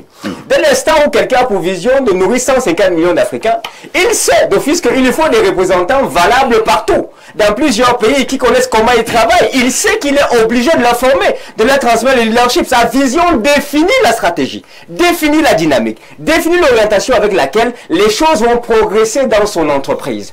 Une fois qu'il a une bonne vision, parce que c'est là où il faut commencer à parler à nos grands patrons, à nos grands PDG, de penser à leur entreprise 100 années après leur mort. Coca-Cola existe aujourd'hui, le promoteur de Coca-Cola est mort depuis Mathusalem.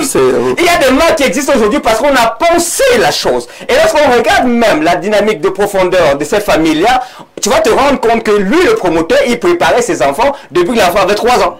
L'enfant avait 4 ans, l'enfant avait 5 ans, il amenait des gens à l'entreprise pour visiter. Nous, on n'a pas ces réflexes-là. Et donc ça, c'est quelque chose qu'il faut premièrement travailler. Une fois que vous avez travaillé ça, vous travaillez forcément la gouvernance de votre entreprise. La gouvernance qui veut dire, et puis écoutez, on va archiver toutes les procédures. Parce qu'il faudrait qu'on sache clairement que si on veut créer une entreprise dans telle zone où on veut mettre une succursale, ça va, voilà la procédure, voilà les pièces qu'il faut mettre en pied, voilà comment ça va nous coûter. Et qu'on le sache déjà pour qu'on ait la capacité de dupliquer le système et assurer la pérennité de l'entreprise par la suite. L'un des problèmes que nous avons avec les entrepreneurs au Cameroun, et là je reviens à l'échelle du Cameroun, c'est qu'on a des grands PDG qui gèrent à l'ancienne. Ils gèrent à l'ancienne, ils ont appris à gérer comme ils géraient à leur époque et ça a toujours marché. Donc ils ne voient pas pourquoi est-ce que aujourd'hui il va s'encombrer de beaucoup de procédures, de beaucoup d'audits, de beaucoup de contrôles, de beaucoup d'analyses. Non, lui il gère à l'ancienne, sauf que le jour où il meurt, comme c'est lui qui avait le capital charisme, c'est lui qui avait le réseau, celui qui avait les contacts. Et bien, quand il meurt, il n'y a plus de contacts clés, il n'y a plus de réseau, il n'y a plus de charisme. Celui qui vient là, il fait comment pour maintenir la chose à sa hauteur? Non, on ne gère plus à l'ancienne en 2025. Et la chose que je voulais dire, parfois ici, qui est effectivement un des éléments crucial dans la destruction et les fondements d'une entreprise après le décès de son promoteur, c'est qu'il faut être en mesure de dissocier le patrimoine familial du patrimoine de l'entreprise. Parce que ce qui fait souvent problème parfois ici, c'est le fait que dans une famille, comme on n'a pas bien rédigé qui est le successeur de cette affaire, qui va diriger l'entreprise, qui va gérer les parts, on assiste à des conflits entre des frères qui disent que non, moi je mérite mieux que parce que généralement, les PDG, ils ont beaucoup de femmes, c'est-à-dire beaucoup d'enfants qui viennent de beaucoup d'endroits, et chaque enfant veut se positionner, et ça commence à fragiliser l'entreprise. Mettre en système, je vais m'arrêter là parce qu'il y a des experts sur le plateau qui doivent également s'exprimer pour avancer. Alors, nous tombons sur cette partie-là. Hein, qui doit rester gérer l'entreprise après la mort du promoteur? Question fondamentale. Je ne vais pas citer le nom de cette entreprise ou alors le nom du promoteur, mais c'était un très grand entrepreneur, un très grand promoteur qui avait beaucoup investi dans l'éducation et dans beaucoup d'autres choses. Mais lorsqu'il est mort, c'était la catastrophe dans sa famille, vraiment. La désolation totale, la débandade. Je pense près de 10 ans aujourd'hui, la famille n'a pas toujours retrouvé ses marques et l'entreprise est en ruine. Alors, docteur Ekoto, est-ce qu'il est toujours indiqué qu'après la mort du promoteur, que ce soit forcément un de ses enfants qui reste diriger l'entreprise, ou alors on peut faire confiance à quelqu'un d'autre qui n'aime même pas de la famille? C'est dit quand je parle de la famille, sur le plan nucléaire. Parfait.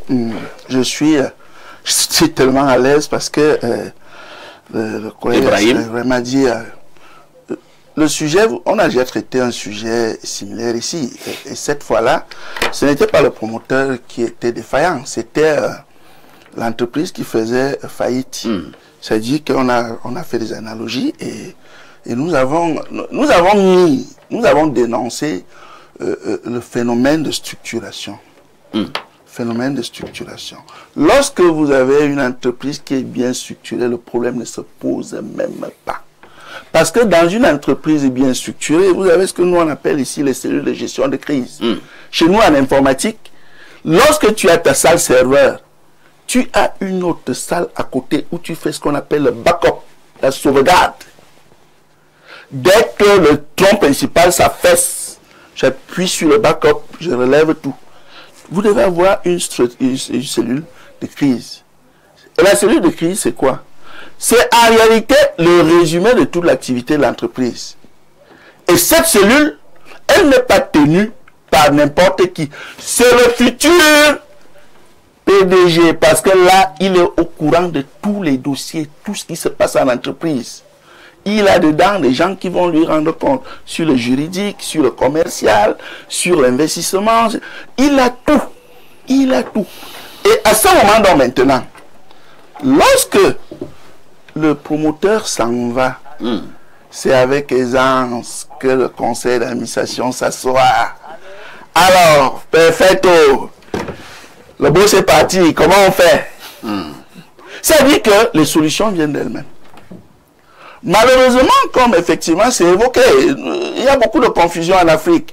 La chose de l'entreprise devient la chose familiale.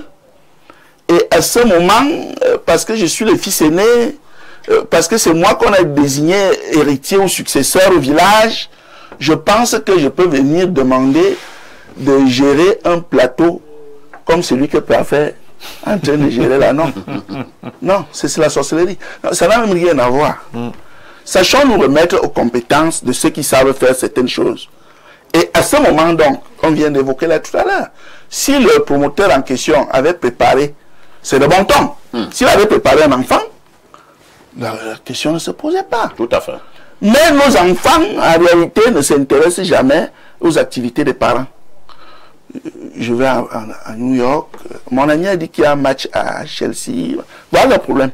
Dépenser l'argent de la famille et sans savoir comment on produit l'argent de la famille. Donc, pour moi, une relève d'une structure où le promoteur décède, mais ça, c'est un problème qui doit être bien pensé.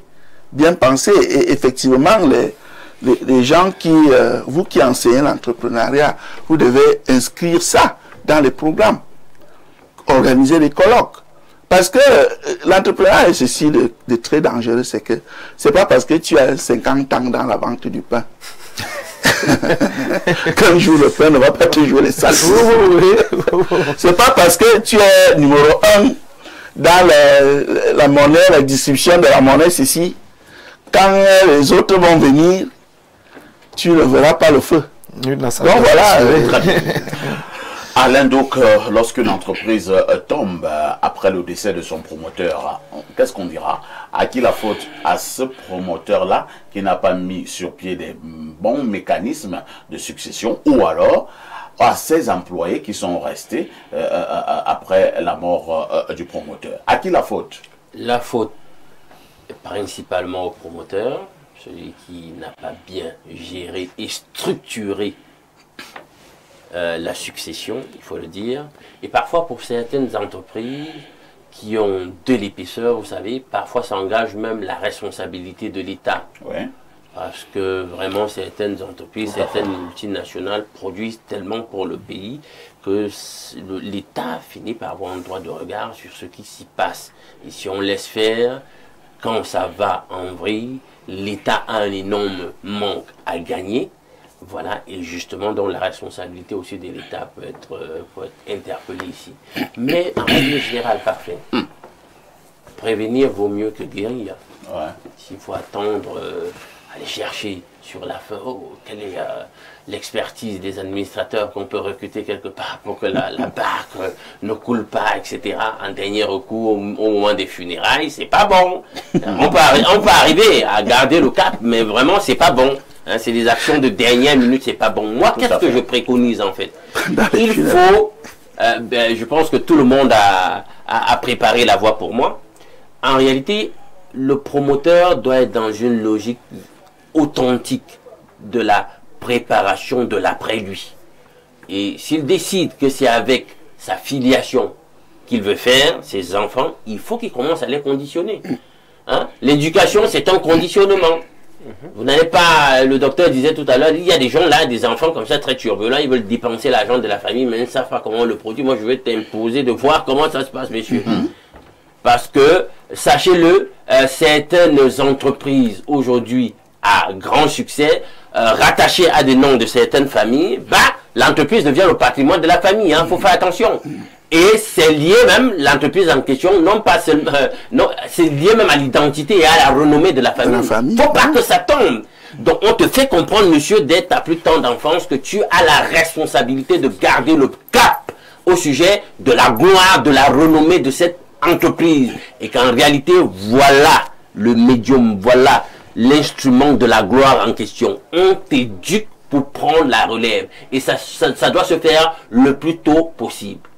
Alors, il doit donc avoir des modules de formation. Si vous voulez que l'enfant soit un manager, il devra apprendre les fondamentaux de l'administration des affaires. Tout à fait. Faut pas se tromper. Voilà. Quoi qu'il choisisse de faire, vous pouvez dire, bon, fais ce que tu veux là, mais à un niveau, je te dis que mon gars, tu vas me faire de l'administration du business. Fais ce que tu veux, mais je te dis qu'ici, voilà, on va se retrouver ici. Tu vas quand même ajouter ça à ton escarcelle. Donc, vous le préparez. Et juridiquement aussi, vous préparez tout. Il faut protéger les brevets, les amis. Il faut tout, les processus de fabrication de ci, de ça, etc. Il faut les structurer, il faut les conserver, il faut les notarier. Parce que quand je dis qu'il faut adjoindre l'aspect judiciaire, l'aspect juridique, c'est très important. Hein? Parce que le casse-tête aussi, c'est souvent que bien de grandes personnalités du monde de l'entreprise ou de grands patrons, ils finissent, vous vous rendez compte, on vous dit telle autre personnalité n'a pas fait de testament. On commence à se poser des questions. On cherche l'affaire de la succession, comment maintenant? C'est là où on se pose des questions. Mais non, il faut donc se discipliner à ce niveau-là, même au niveau des dispositions et des prédispositions, hein, de la provision juridique pour éviter un certain nombre de situations. Et maintenant, dès que le gars ou la fille a compris que voilà la voie dans laquelle on est en train de le conduire ou de la conduire, à un moment, vous allez lâcher du lest. Parce que le vrai leadership, toi qui parlais du leadership tout à l'heure, le vrai leader fait ceci: je te montre, puis je dis faisons ensemble. Puis je te dis, je pense que c'est le moment pour que tu fasses tout seul. Je voudrais me coller. Oui, voilà. Beaucoup ne connaissent pas le président Lula.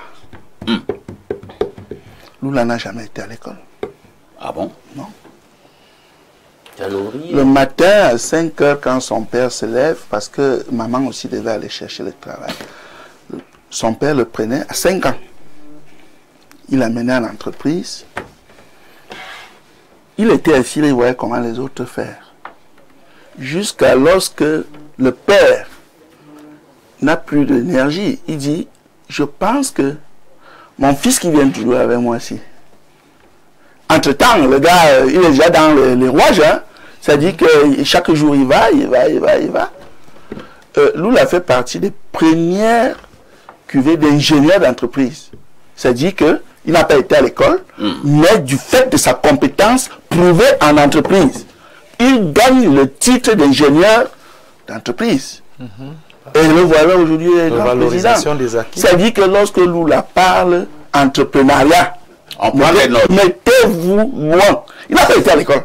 Non, mais c'est ça le comble avec nous. Voilà. Ah, docteur, parce que là, quand vous dites il n'a pas été à l'école, il y a plusieurs dimensions de l'école. Bon. Il y a l'école. Il a été à l'école pratique. Il a été à l'école.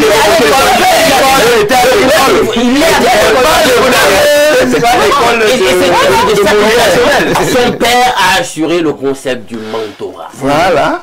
Vous devez préparer la voie. Le gars a appris, la fille a appris. Tu dis, est-ce que la délégation d'autorité, vous commencez à déléguer un certain nombre de choses et vous voyez comment le gars ou la fille gère. Quand la personne gagne en épaisseur, gagne votre confiance, on peut lui donner des responsabilités. Vous voyez le conseil d'administration, on peut lui donner des responsabilités plus grandes. Vous retirez peut-être et vous restez au conseil d'administration, le gars pilote en tant que manager. Tout à fait. Voilà. Nous repartons du côté de notre messagerie. Bonjour El Perfecto, bonjour au panel. Votre émission est très écoutée. J'ai décidé d'acheter un bouquet juste pour vous suivre. S'il vous plaît, aidez les Camerounais à faire leur choix. Nous sommes en campagne électorale. Parlez des élections, s'il vous plaît. C'est pour l'intérêt du peuple et de la nation, pas parce que vous n'êtes pas obligé de suivre le vent. C'est vraiment amusant, parfait. Nous enregistrons. Alors, quelqu'un me dit ici, je vis à Maroua, je voudrais me déplacer pour Yaoundé. Je suis vraiment très souffrant. J'aimerais prendre rendez-vous avec le docteur Oleme. C'est Yann et son nom. Yann, appelez-moi après l'émission. Un autre message, bonjour le modérateur. Les femmes veulent travailler puisque les hommes leur demandent de payer de l'eau si ceux-ci payent au courant. Cependant, les responsabilités précoces sont les facteurs d'acceptation d'embauche. Alors, en plus 33, c'est un message de la France. Il me dit simplement, salut monsieur parfait ici. Et je dis aussi bonjour. Un autre message ce matin, bonjour le Phénix, vraiment ce panel est magnifique, j'ai une doléance parfaite, que le docteur Ekoto soit invité permanent le mardi, il est formidable. C'est Djibril Anjamena qui envoie ce message. Djibril, nous allons étudier le dossier. Ça ne se passe pas comme ça. De plus en plus, les recrutements ici vont être très tamisés. Très tamisés. J'ai dit. En plus, moi, j'ai des occupations. Un autre message ce matin. Bonjour, Perfecto. Par rapport à ce sujet, je pense que le gouvernement a sa part de responsabilité. Une entreprise déjà créée appartient à la société. Le gouvernement doit prendre la relève et mettre un administrateur sur place pour le maintien multiple emploi. Monsieur Focho à Douala, tu ne lis plus mes messages depuis quelque temps. Voilà que je viens d'en lire. Et il continue en disant, et voici une solution que je propose aux chefs d'entreprise, c'est de faire entrer les actionnaires externes dans le capital de la société. Il y a un exemple palpable sans publicité, UCB, Société Brassicole. Un autre message ce matin. Bonjour, monsieur Parfait ici. Merci de faire de vos backups, des sacs de modérateurs aussi. C'est André Adedouala. Je vous amène au plus 40 ans. C'est un... non, le plus 49. C'est un message qui nous vient de l'Allemagne. Bonjour parfait. L'exposé de Joseph Zambo m'interpelle précisément sur la gestion des processus de travail ou métier qui est un facteur compétitif souvent très sous-estimé. Mon constat en 2024 au Cameroun est que plus de 70% d'entreprises interrogées n'ont pas de processus métier documenté et formalisé. J'ai une expertise en BPM, Business Process Management, et j'ai créé il y a 3 ans une entreprise au Cameroun spécialisée dans la cartographie via le BPMN 2.0 et l'optimisation des processus métiers. Je souhaite avoir le contact de Joseph Zambo, si possible, pour en parler. C'est Hervé de Dortmund qui envoie ces messages. Hervé, la réponse que je donne aux autres est valable pour toi aussi. Hein. Appelez-moi après l'émission. Insistez. Parfait, il y a plusieurs qui m'ont dit que ça fait 6 mois. Tapez mon nom sur Google. Tapez mon nom sur Google. Là, donne ton numéro maintenant. Bon, qui laisse ta page Facebook là? C'est ça que dit, tapez mon nom sur Google, ça va vous ramener sur mes pages, mon numéro est le numéro le plus populaire. Très bien. Je pense que c'est ce qu'il faut faire parfait, même pour les dénonciations, pour ne pas t'agacer. Allez un book sur Facebook. Et puis oui, c'est facile comme ça, non? Voilà, vous avez donc eu des réponses hein, pour que vous ne disiez plus là. Il ne répond jamais. Il ne répond jamais. Mais ça Bonjour parfait et à tes invités. Très important, le thème. Ok, qu'est-ce qu'il dit là? Bonjour parfait, et à tes invités, très important. Le thème, le RDPC, c'est une entreprise qui a son créateur. Regarde comment il est. C'est le modèle. Quand un créateur crée et ne prépare pas la succession, non, vraiment, nous n'allons pas continuer à lire ton message là. Vraiment, faut pas faire la contre-campagne de certains partis maintenant. Vraiment, tout le monde est maintenant sur un même pied, hein, même pied d'égalité. Alors, bonjour, parfait, je suis entièrement d'accord avec votre premier intervenant sur la question. Au Cameroun, on retrouve plusieurs types d'entreprises. Une entreprise associative a peu de chances de disparaître. Par contre, les entreprises individuelles sont exposées à ce problème. Ces entrepreneurs ne savent pas faire la différence entre la personne qui a créé l'entreprise et la personne morale qui est l'entreprise. Et dans bon nombre de cas, le promoteur s'approprie toute décision et ne fait participer personne aux décisions prises. Et cela entraîne la chute de l'entreprise après sa disparition. Lisons peut-être 3 dernières contributions. Hein. Je vous amène avec votre participation au 241. C'est un message du Gabon. Bonjour perfect Lonkuta de modérateur. Bonjour particulier à mon camarade de la faculté des mines. Ah, je pense qu'il veut parler d'Ibrahim. Vous avez dit qu'Ibrahim a plusieurs casquettes. Hein. Il est également ingénieur.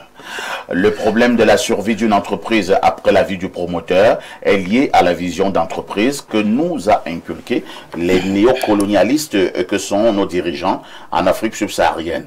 Le problème fondamental est que des employés demeurent des vulgaires salariés, parfois même sans profil de carrière et sans jamais siéger au conseil d'administration. La solution pour moi est de responsabiliser les employés sérieux, les considérer comme partie prenante de l'entreprise et plus tard les faire participer au capital de l'entreprise en tant qu'actionnaire. Et là, l'entreprise pourra être pérenne. C'est tout ça à Libreville qui envoie ce message. Hein. Alors, on reviendra tout à l'heure pour la suite des messages parce que on peut simplement faire une émission rien que pour les messages. Nous devons également argumenter. Je recommence avec Yosep Zambo. Yosep Zambo, maintenant, c'est vrai que les uns ont commencé quand même à l'évoquer. Nous allons aller en profondeur. Comment mettre des barrières pour que si le patron meurt, si le promoteur meurt, que l'entreprise survive. Il y en a qui ont pris des exemples, par exemple, de Coca-Cola ici, et il y a des exemples à travers le monde. Quel aura été le secret de ces promoteurs? Oui, bon, c'est comme j'ai dit au début, peut-être la seule erreur était de tout présenter au début, c'est la documentation des procédés. C'est le premier secret. Ça signifie que les archives doivent avoir l'âme structurelle de l'entreprise. Il y a des entreprises qui ont un coffre-fort avec reconnaissance faciale, empreinte digitale, code, garde du corps, arme à feu, tout.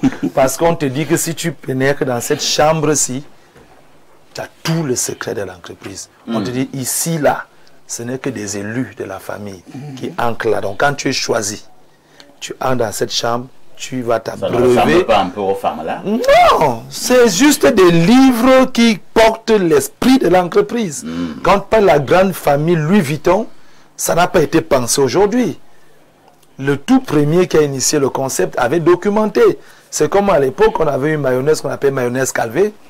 On a beau créer des mayonnaises, mais Calvé, on se disait toujours que le secret, c'est quoi? Il y a un truc là qu'on mettait dans Calvé et c'était toujours c'était particulier. Non, c'est juste une publicité gratuite. Bon, c'est pas tuant aussi parce que le message de Calvé quand même, je dois dire qu'il y a aussi des mayonnaises qui sont bien. Il y en a déjà, il y en a déjà. Mais j'ai dit à une époque, il y avait une particularité, c'est comme c'est un peu comme quand on parle des bières. Il y a quelqu'un qui a une bière qui est amère dans la bouche, mais on ne sait pas pourquoi c'est la bière la plus vendue dans le monde. Comment une bière peut être amère, mais elle est plus vendue qu'une bière sucrée? Comment vous expliquez ça? Et cela se fait depuis plus de 50, 60, 80 ans aujourd'hui. Mais il y a un coffre-fort, le secret là-bas. Et ce n'est pas un truc qu'on donne à tout le monde. Donc je vais dire aux gars, c'est tellement difficile de créer une entreprise. C'est tellement difficile de porter une idée d'entreprise qui soit pérenne. Et c'est tellement bizarre de savoir que cela peut s'arrêter uniquement si tu fermes les yeux. Mais il faut que les gens comprennent que nous, les chefs d'entreprise, nous ne créons pas des entreprises pour forcément avoir une réussite financière. C'est où le projet s'arrête. C'est que le mec qui s'est dit, j'ai créé ma chose, je dois manger les revenus de ma chose, si je meurs, je m'en fous, j'aurais vécu. Non, l'entreprise, c'est son projet, c'est son idée, c'est son apport, son impact social. C'est ça que le promoteur principal voudrait pérenniser sur le temps. Et qu'on dise que dans tel domaine d'activité, on peut par exemple du domaine laitier, que ma famille soit la famille principale qui va faire dans les produits laitiers pendant des milliers d'années. Il y en a aujourd'hui des grandes familles qui ont porté des domaines précis et qui sont incontournables dans ce domaine-là. On te dit que quand on parle de la finance dans le monde, c'est telle famille. Quand on parle de la crypto-monnaie, c'est telle famille. Quand on parle des vêtements, c'est telle famille. Parce que c'est des grandes familles qui ont initié des idées de base. Ils ont bloqué des procédés, ils ont créé des processus de succession et des enfants naissent sachant que c'est eux qui vont porter le projet. Ils grandissent d'une manière spéciale. On a des présidents, on a des chefs d'entreprise, on a des porteurs d'idées, il y a des leaders que à leur naissance, on les avait déjà choisis et on les faisait grandir dans un écosystème où ils vont porter de grandes responsabilités. Même ceux qui sont autour d'eux étaient disposés dans le sens d'avoir un impact qui amènerait ce dernier à devenir le leader de demain dans ce domaine-là. Donc tout ce que je peux dire aujourd'hui, c'est que les gens arrêtent de penser que le seul objectif d'une entreprise, c'est de produire de l'argent. Non. Le seul objectif d'une entreprise, dorénavant, c'est de porter une idéologie qui doit vivre sur le temps et servir la nation. Et cela se passe de génération en génération. Ibrahim, Maxime, Julien, je vous amène sur un tout autre terrain. Okay. Un terrain peut-être très délicat, mais il faudrait être fort. Alors, est-ce que dans certaines entreprises également, il n'y a pas des promoteurs qui ont signé des pactes avec le monde obscur, avec le diable, à telle enseigne qu'une fois décédé, l'entreprise va seulement tomber, pour parler comme mes cousins? Bon, ce qui est sûr, c'est que lorsqu'on décide d'avoir l'apport des forces ou des esprits mystiques, il y a toujours un salaire à payer. C'est-à-dire que c'est du donnant-donné. Il n'y a pas que eux, ils vont travailler pour toi pour faire en sorte que ton nom monte au sommet pendant que tu es vivant et tu vas rien leur donner. Donc, il y a quelque chose que tu vas leur donner. Et donc, en fonction de la divinité ou de l'entité spirituelle avec laquelle tu as les conjugués, ben, il y a le pacte de l'alliance. Ça se fait. C'est pas des choses qui ne se font pas. Ah bon? Ah ouais, non, mais ça se fait. C'est vrai que quand tu nous amènes dans la dynamique spirituelle, c'est comme si on va finir, comme m'a dit dernièrement, j'ai dit spiritualité. Moi, je ne vais pas entrer dans cette affaire, ce combat-là. Peut-être le jour où je viendrai à la spiritualité, j'interviendrai sur une notion pareille. Mais je sais, et ça c'est sûr que à un certain niveau, comme je le disais, on travaille avec des entités spirituelles, avec des esprits. Et je peux même vous dire que les entrepreneurs sont les plus grands hommes de foi. En termes de manifestation de la foi, les entrepreneurs sont assez avancés à l'intérieur. Parce que il faut croire que demain tu vas vendre, il faut croire qu'il va te dire oui, il faut croire qu'on va signer, il faut croire qu'ils vont aimer ce que tu proposes, il faut croire, il faut trop croire en entrepreneuriat. On n'exerce pas en entrepreneuriat, on n'atteint pas des sommets sans une certaine foi. Maintenant, on peut conjuguer avec les forces de lumière, on peut conjuguer avec les forces des ténèbres, je n'encourage personne à aller conjuguer avec les forces des ténèbres, mais ces gens-là, il y a un prix à payer, il y a des pactes qui existent. Et si ce que le promoteur a décidé de donner vaut ce qu'il va recevoir, il a ça, tout simplement. Si ça va au-delà, ses enfants vont lire les répercussions de ça, mais il n'y a pas 46 solutions. Ce que moi je voulais plutôt dire par faire ici, c'est que les familles qui sont nanties et puissantes, il y avait ce qu'on appelait à l'époque les familles empires, c'est-à-dire une famille qui prend le temps de structurer un certain nombre de choses. L'une des choses pour se rassurer de la pérennité de l'entreprise après la mort du promoteur, c'est la planification de la transmission du capital. C'est-à-dire vous avez des héritiers, et puis vous vous dites, ok, voilà la vision de ma famille. Il y a plein de personnes, la milliardaire qu'on arrête là, c'est quoi votre vision familiale? Ils n'ont pas de vision familiale. Ah, lui, il fait les normes, non. Lui, il est à la police, non. Lui, il n'y a pas de vision familiale. Et comme il n'y a pas de vision familiale, il y a beaucoup de possibilités pour que la grosse structure qui a été établie soit fracturée ou alors qu'elle tombe. Si vous allez, par exemple, on a parlé des familles puissantes comme la famille Kennedy. Kennedy a son père, parce qu'on connaît Fritz Kennedy, le président des États-Unis, mais son père était un sénateur. Et son père avait décidé qu'un des 11 fils qu'il avait devait être président aux États-Unis. Et il a commencé à travailler, il avait une vision familiale, il voulait bâtir un véritable empire. Il a commencé à orienter l'éducation de tous ses fils, avec des compétences où il a mis un dans la justice, il a mis un dans le politique, il a mis un dans les médias. Il avait une véritable vision familiale. Et donc, quand il a fallu qu'il parte, il a organisé la planification de la transmission de son capital. Tous les héritiers savaient quelle était leur part et qui devait faire quoi. Et en Afrique, ça n'existe même pas. Et c'est ça qui fait le problème.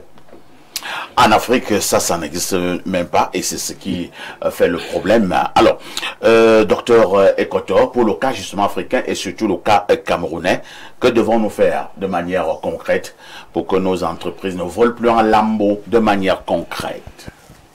Parfait.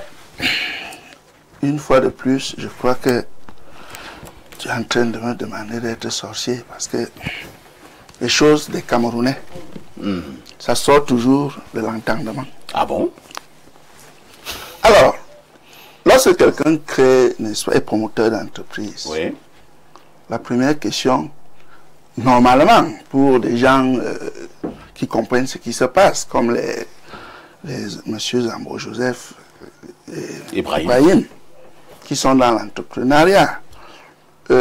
Alors, des questions à se poser, c'est que quel est l'objectif même de mon entreprise? Est-ce que c'est juste pour me faire un nom? Auquel cas, tu entres dans le machin qu'on va la nuit, là. On dit lave-toi à la pause centrale la nuit. Et calcule bien quand le bus sort de Mboura dans la descente, là. Tu verses l'eau, donc. On te dit un truc comme ça, quand tu les là, le lendemain, on ne parle que de toi. Incroyable. Voilà. Ou alors, tu as une ambition, non? C'est-à-dire apporter une valeur ajoutée à l'économie locale, non, l'économie du Cameroun. Malheureusement, ce n'est pas ce qui se passe en Afrique. Parce que c'est difficile. En fait, je voudrais dire quoi? Je voudrais dire que ça échappe à l'entendement. Tu comprends? Ça échappe à l'entendement. Les Africains, nous avons une façon particulière de faire des choses. Nous avons une façon très particulière de faire des choses. C'est-à-dire que parfois, le succès te surprend. Toi, tu n'aimes pas préparer. Tout à fait. Tu dis, je commence, oh, j'aime bien ton anecdote sur les beignets avec le machin qu'il y avait en bas là. Ça dit que tu commences à faire les beignets, tu prends quand même le machin que tu mets en bas là. Tu n'es même pas sûr que ça va vendre, mais le succès te surprend. Le succès te surprend et tu commences à penser que tu as fait une très bonne affaire. Sauf que lorsque... aujourd'hui, nous parlons du décès du promoteur. Non. Le promoteur peut même être indisponible, il peut avoir des problèmes de santé, il peut avoir plusieurs problèmes. Mais comment on gère ça? Parce que ça fait plus mal lorsqu'il est indisponible et il vit la chute. Il vit la chute de son entreprise. C'est-à-dire qu'il n'a pas préparé. Il n'a pas préparé. La préparation se passe par, comme on disait là, c'est-à-dire qu'on prépare déjà un enfant en bas qui commence à suivre, qui commence à s'intéresser, qui commence à s'impliquer, Le problème de l'entrepreneuriat en Afrique aujourd'hui, il y a beaucoup de hasard dedans. Peut-être à une certaine époque, ça a fonctionné. Ibrahim le disait là. Mais de nos jours, nous devons nous arrimer. À l'école, disons ça comme ça, l'école d'entrepreneuriat. Merci. Alain Donc, est-ce qu'à un moment donné également ces entreprises chutent parce que nous n'avons pas la culture d'entreprise? Forcément, vous savez, la culture, c'est le ferment de tout. Parce que dès qu'on parle de culture, on voit la sphère non seulement idéologique, et on voit comment l'idéologie finalement, qui est soit présente, soit absente, impacte sur le quotidien. Parce que c'est de ça qu'il s'agit. Donc, vous allez voir ailleurs, des gens prennent des mesures, même quand ils n'ont pas de descendance. Ils ouvrent le capital de leur vivant. Les dividendes, là, on sait que bon, ça s'est reparti entre les actionnaires. On commence à ouvrir l'actionnariat. De telle sorte que, par la suite, quand on n'est pas là, l'entreprise n'est plus votre affaire à vous. C'est l'affaire des actionnaires. Et ils vont toujours se battre pour le plus grand bien de l'entreprise, pour sa survie, pour sa productivité, sa rentabilité. Donc, ils prendront les mesures qui s'imposent au niveau du conseil d'administration pour avoir toujours la bonne personne sous la main qui peut faire le job.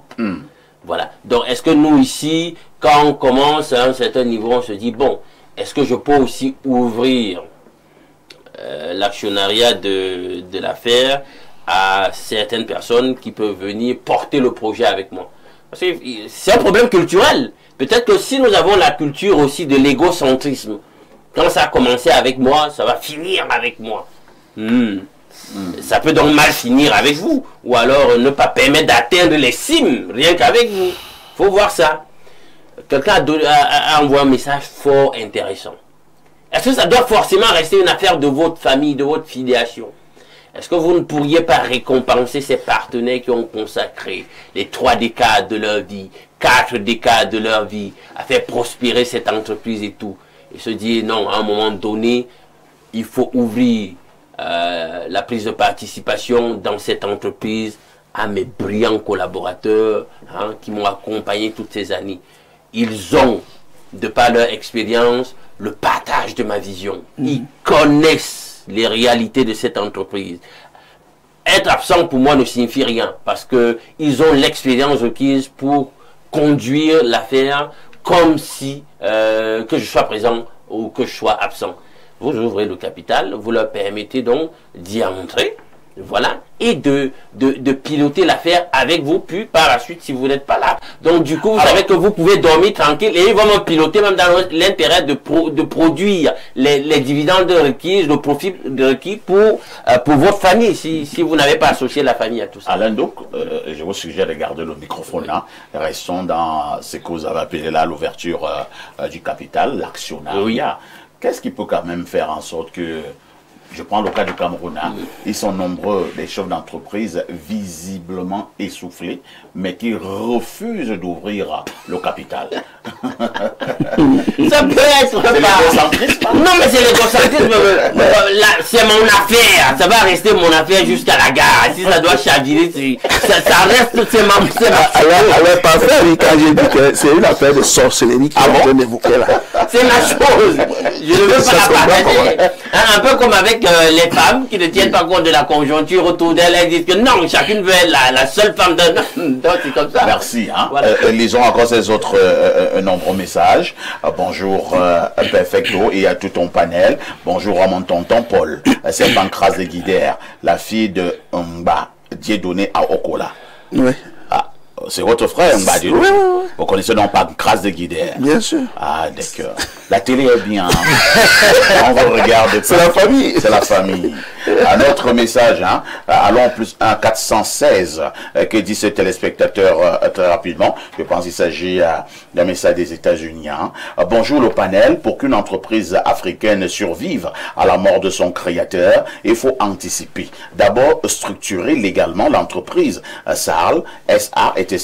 Séparer les biens du fondateur de ceux de la société. Ensuite, mettre en place une gouvernance solide, conseil d'administration, succession écrite, pacte d'associés, former un second leadership, enfin proche au cadre pour assurer la continuité, enfin adopter une gestion transparente avec comptabilité claire et procédure formelle. C'est ce que font les grandes entreprises comme Coca-Cola ou Dangote. Elles ne dépendent pas d'un seul homme, mais d'un système durable. Ah, c'est bien rédigé. Quand c'est bien rédigé, vous pouvez prendre le bâton de manioc, vous lisez, vous mangez. Alors, bonjour monsieur Aïssi. Qu'est-ce qu'il dit là? Libre expression dimanche, comme d'habitude, j'espère. Je me délecte avec Info TV. Bonjour à Alain Doute, à l'intellect affûté. Bonne fin d'émission et à dimanche. On vous a fait comprendre que la réglementation au Cameroun suspend les débats à caractère politique pendant la période de campagne électorale Voilà pourquoi dimanche dernier, vous n'avez pas eu votre programme Libre Expression. Bonjour le panel, bonne thématique. Le problème des entreprises est que tout est centré sur l'ego du promoteur qui ne pense pas qu'un individu puisse toucher les dividendes sur son affaire et s'enrichir aussi près de lui. Bonjour à tous sur le plateau d'Espace Minier. Ceci est largement dû au culte de l'entrepreneuriat de subsistance au détriment de l'entrepreneuriat de croissance.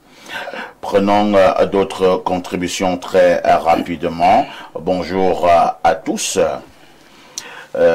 Quelqu'un lui parle encore du harcèlement en milieu professionnel. Hein. Nous ne parlons plus du harcèlement, nous parlons de l'entrepreneuriat. Je prends le message où il parle de l'entrepreneuriat. Il dit bonjour à tous.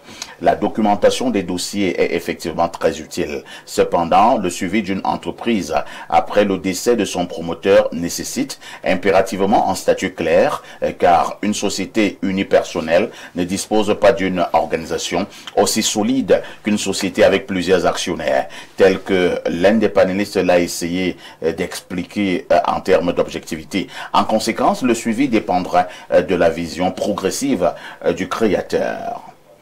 Que dit ce téléspectateur? Mais si c'est une entreprise familiale, c'est le chaos, surtout quand c'est... bon, je sais pas, hein, c'est... Il faut bien écrire, hein, je n'arrive pas à lire. Je prends un autre message, hein, c'est le +1 à 514. C'est donc un message qui nous vient des États-Unis. Que dit ce téléspectateur? Le message est vraiment long. Bonjour Perfecto et à tout ton panel. Vrai de vrai, hein, j'ai l'impression que mon cerveau réfléchit en camerounais depuis l'extérieur et que le cerveau de vos analystes réfléchit en benguiste depuis l'intérieur du pays. La bonne question, à mon humble avis, devrait être pourquoi un taux aussi élevé en Afrique? C'est simple, la plupart des entreprises qui explosent vivent sur de gros contrats de bouche parce que les boss au sommet sont dans des cercles qui les permettent de jouir de certaines faveurs. Ce n'est pas forcément affaire de sorcellerie, mais des cercles tout de même. À l'extérieur de l'Afrique, les enfants sont initiés et introduits dans ces cercles dès leur bas âge. Question que les gros contrats et faveurs soient conservés après la mort des parents. Malheureusement, en Afrique, c'est à la mort qu'on vient plonger le pauvre chrétien, musulman, athée ou autre dans un cercle où il ne se retrouve pas. Et à chacun de ces refus, on oppose une rupture de contrat jusqu'à la réduction de l'entreprise à presque à néant. Merci. Hein. Un autre message très rapidement que dit ce téléspectateur. Bonjour, Monsieur Parfait Haïssi. Je dis donc bonjour. Le firmament de la modération, ainsi qu'au promoteur d'Info TV, Dieudonné Mvan, à qui je donne tout mon respect et à tout ton panel. Que du plaisir d'écouter la chaîne montante du monde et surtout Mardi Entrepreneuriat avec Ibrahim et Zambo, mes idoles, car je suis un entrepreneur en gestation dans les finances. Voici mon opinion. Après le décès du fondateur, la survie d'une entreprise repose sur une transition maîtrisée. La première urgence est de sécuriser le cadre légal et successoral afin d'éviter tout vide de gouvernance et de garantir la continuité des décisions stratégiques. Sur le plan managérial, il est essentiel non seulement d'identifier un successeur légitime, mais aussi d'avoir anticipé en amont la présence d'un deuxième et d'un troisième dirigeant de confiance extérieur au cercle familial, capable d'assurer une relève neutre et professionnelle en cas de crise. Cela limite les conflits d'intérêts, rassure les investisseurs et garantit une gestion alignée sur les intérêts de l'entreprise plutôt que sur des querelles familiales. Financièrement, la priorité est de préserver la liquidité, maintenir la discipline budgétaire et sécuriser les relations bancaires et commerciales. Stratégiquement, il s'agit de rassurer les partenaires, de capitaliser sur l'héritage du créateur et de consolider la gouvernance par un plan de succession clair, une direction gestion élargie et une stratégie de financement durable. En résumé, une entreprise ne survit pas seulement par sa trésorerie ou ses marchés, mais aussi par la solidité de sa gouvernance et la présence de relais